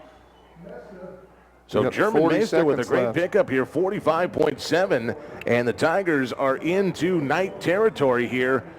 After the bad snap, Mesa picked it up and made something happen, and that has been his Come on, this Coach. year. They're winding the clock. Let's go, let's go, let's go. What are we doing? 42 seconds and counting here as the Tigers come to the line. German Mesa in the shotgun. He's got 2 receivers right, 2 to the left. He's got De La Rosa in the backfield. He's looking to pass, throws deep down the field, and yes, pass interference. What are you complaining about? You drug him by his jersey to the ground. I don't know how more blatant it goes, and Northwest Classen acting like they did nothing on that one. Yeah, that was clearly Nick Pearson, that was clearly pass interference. And Finally, the Tigers are going to get a break on a call this year from the referee official. So with 30 seconds to go, now the Tigers are going to be in striking distance after the march off of the 15-yard penalty. Yeah, and if we got a timeout in our pocket, I wouldn't mind taking another shot, you know, a 10, 15-yard pass attempt or run and play and see what they can do to try and get us inside a little more comfortable range for the field goal. We're going to be inside the 30 at the 29-yard line of Classen here, and this one's going to come down to the wire. 29.3 showing on the clock here. We got a timeout left, though, so we can stop the clock regardless of what happens on this play. But still, that'd be a 45-yard attempt from here. Mesta under center. He's rolling to his left, looking downfield. He's going to keep it himself, and he's going to get loud flag on the play over here, too. He fumbled the ball.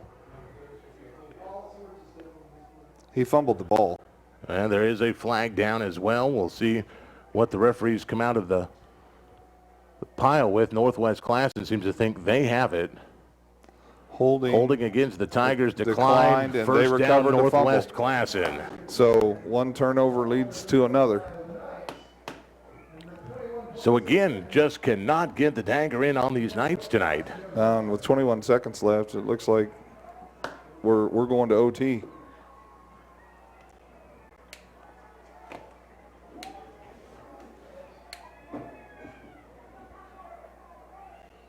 Wonder how long it's been since the Tigers have had a game go to overtime. It's a interesting statistic I would like to look up. I'll have to look that up tomorrow.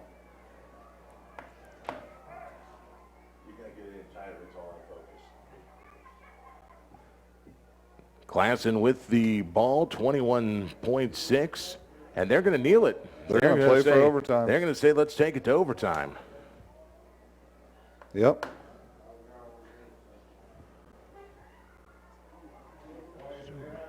Well, here's how I look at it, Captain. We got a pretty decent field goal kicker. Mm-hmm. If our defense can hold them and we have to kick a field goal, that's a 3-point victory. Yep, so here we go, the end of regulation here.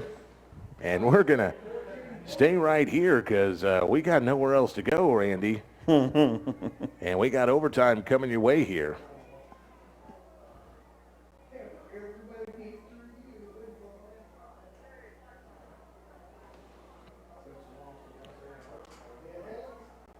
So we'll wait for the coin toss to see who's going to get it first in overtime and what they decide to do with the ball. Whether they'll take the first shot or they'll wait for the second shot. Do you have any updates on the games from the other side of District 2? I did. Carl Albert did end up 20-14 beating Bishop McGuinness. So Carl Albert is the outright District 2 champion. And I think that will put Bishop McGuinness finishing second. And Guthrie had no problem with Eisenhower, so Guthrie will finish third. And this isn't confirmed as a final, but Piedmont was up 34-21 on Woodward, so it looks like Piedmont's going to finish fourth and take that fourth playoff berth for District 2. All right. So once again, the captains meeting at the middle. Sherman Mesta, the only Tiger out there representing. Wells, Castaneda, and see here, one of the linemen, I believe that's Justin Wheeler out there for the Northwest Classen Knights. So let's see here how this coin toss works out here, explaining the rules of overtime to both teams. Here's the coin toss. Well, Northwest Classen won the toss.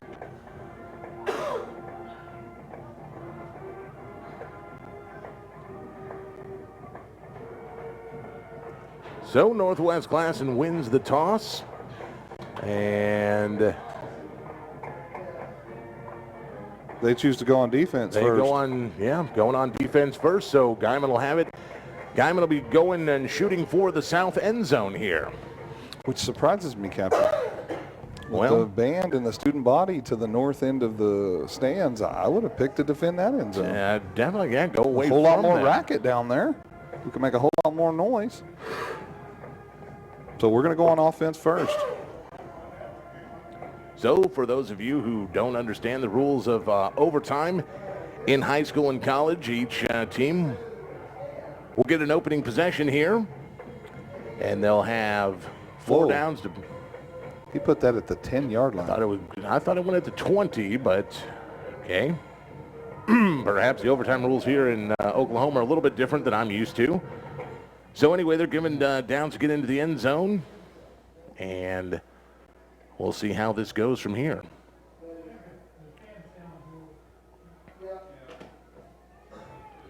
First down and 10 from the 10 in overtime here, 14-14. And each team will get a possession here, and we'll keep rolling as it goes. One more quick score update for those listeners who were wondering. Hooker finishes the season 10-0, and they beat Texoma 30-6. So German Maystill will start things out for the Tigers. Hands it, keeps it himself, and he is in the end zone. Touchdown, touchdown for the Tigers. That away. First play of overtime, and he is in for 6. German Maysta dilly for the touchdown.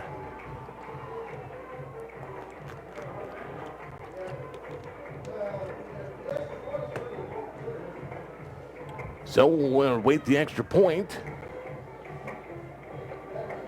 Janir Rodales will attempt the point after for Guymon.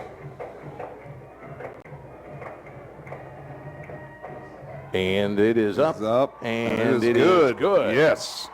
So Guymon jumps out to a 7-point lead, 21-14 here in overtime. And Northwest Classen will have an opportunity to get into score as well.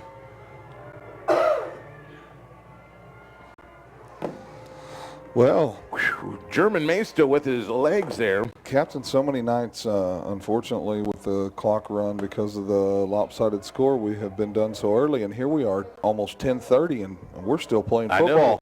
I know. People listening to this broadcast must be confused. Why are they still on the air? I'm telling you. We are in overtime, and Guymon jumps out to the 7-point lead, 21-14.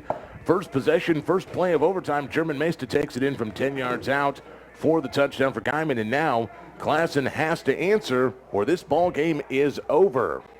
Defense has got to contain. Wells hands this one off to Carey, and Carey around that same right side. Yeah. He's going nowhere. In fact, he's losing about 4 on the carry.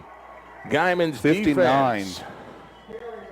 Roberto Figueroa came through there and met him just as soon as he got the ball. That's going to make it second down and about 12 for the Knights as Guymon's defense trying to put this season to bed with a W.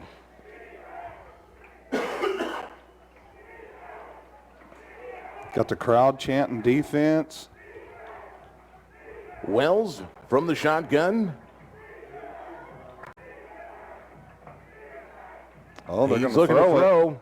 Throws the end zone and almost intercepted. Man, Again, another terrible throw from Wells. Tegan Telford on the defense for Guymon, and that's going to make it third down and 12 for Northwest Classen. That'd have been awesome if he'd intercepted it, Cap. Oh, it looked like it from this angle that he had a beat on it too, Randy.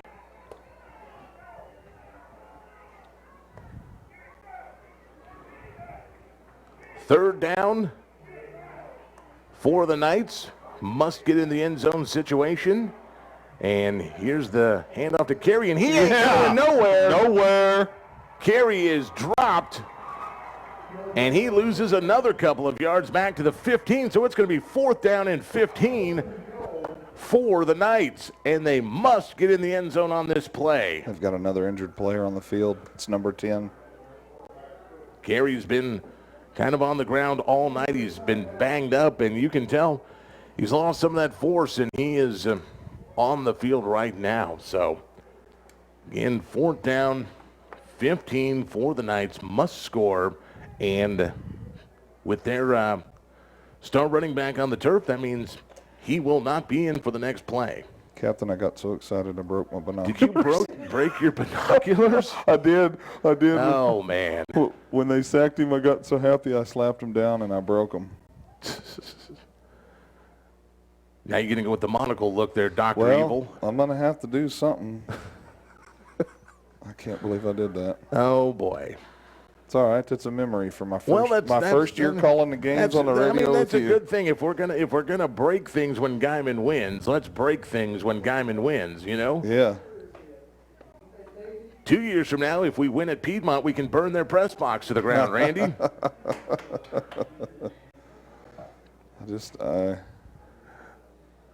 don't know what I did to them, but they are. We are in an injury timeout here. If you're listening, waiting for this final play of the game, as the running back Kyron Carey is on the ground here, and another injured player for Northwest Classen, and 21-14 here in overtime, and it's going to come down to one play here. One play, Randy. Mm-hmm. And that's, I mean, considering how the season's gone and all that, it's kind of a pretty cool climactic ending to the first win, to not finish last in the district. We're both in the same situation. It goes to overtime. We score on our first overtime play, and then the defense, I mean, that's 3 lights-out plays in a row. Mm-hmm. One snap It's away come down to from one ending play this here. thing. And then you don't think people are going to go crazy in this stadium? Absolutely. And with Northwest Classen, like I said, with his number 10 being helped off the field, he's going to have to stay off the field for at least one play, and he is the only yardage they've got in this second half. Yeah, he has been all their offense for sure. And it's unfortunate that he's injured, but even if he gets up, he's got to go off for one play, and there's potentially just one play left in the game, in the season. So he's up, and they're taking him off the field. It'll be 4th down and 15 for the Knights in a must-score situation here in overtime.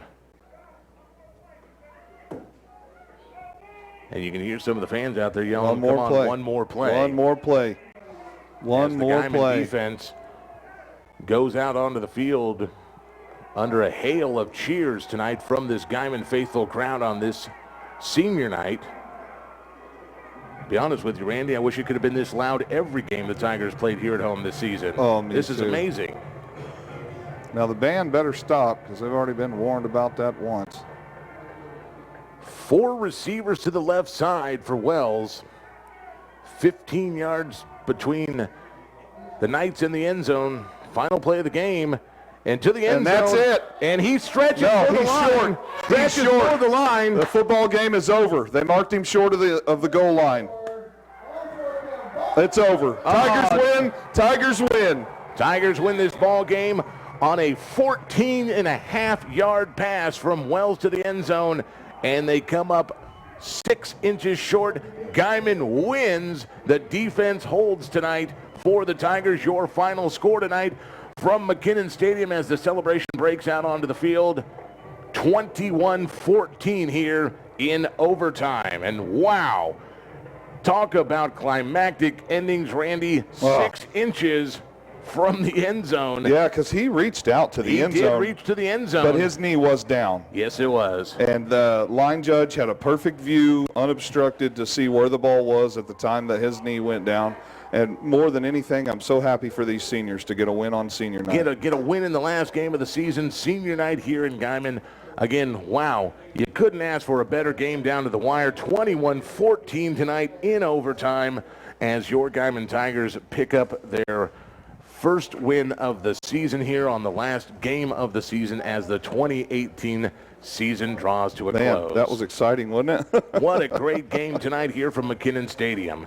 We're going to take a break. We're going to come back. We're going to start our post-game show tonight.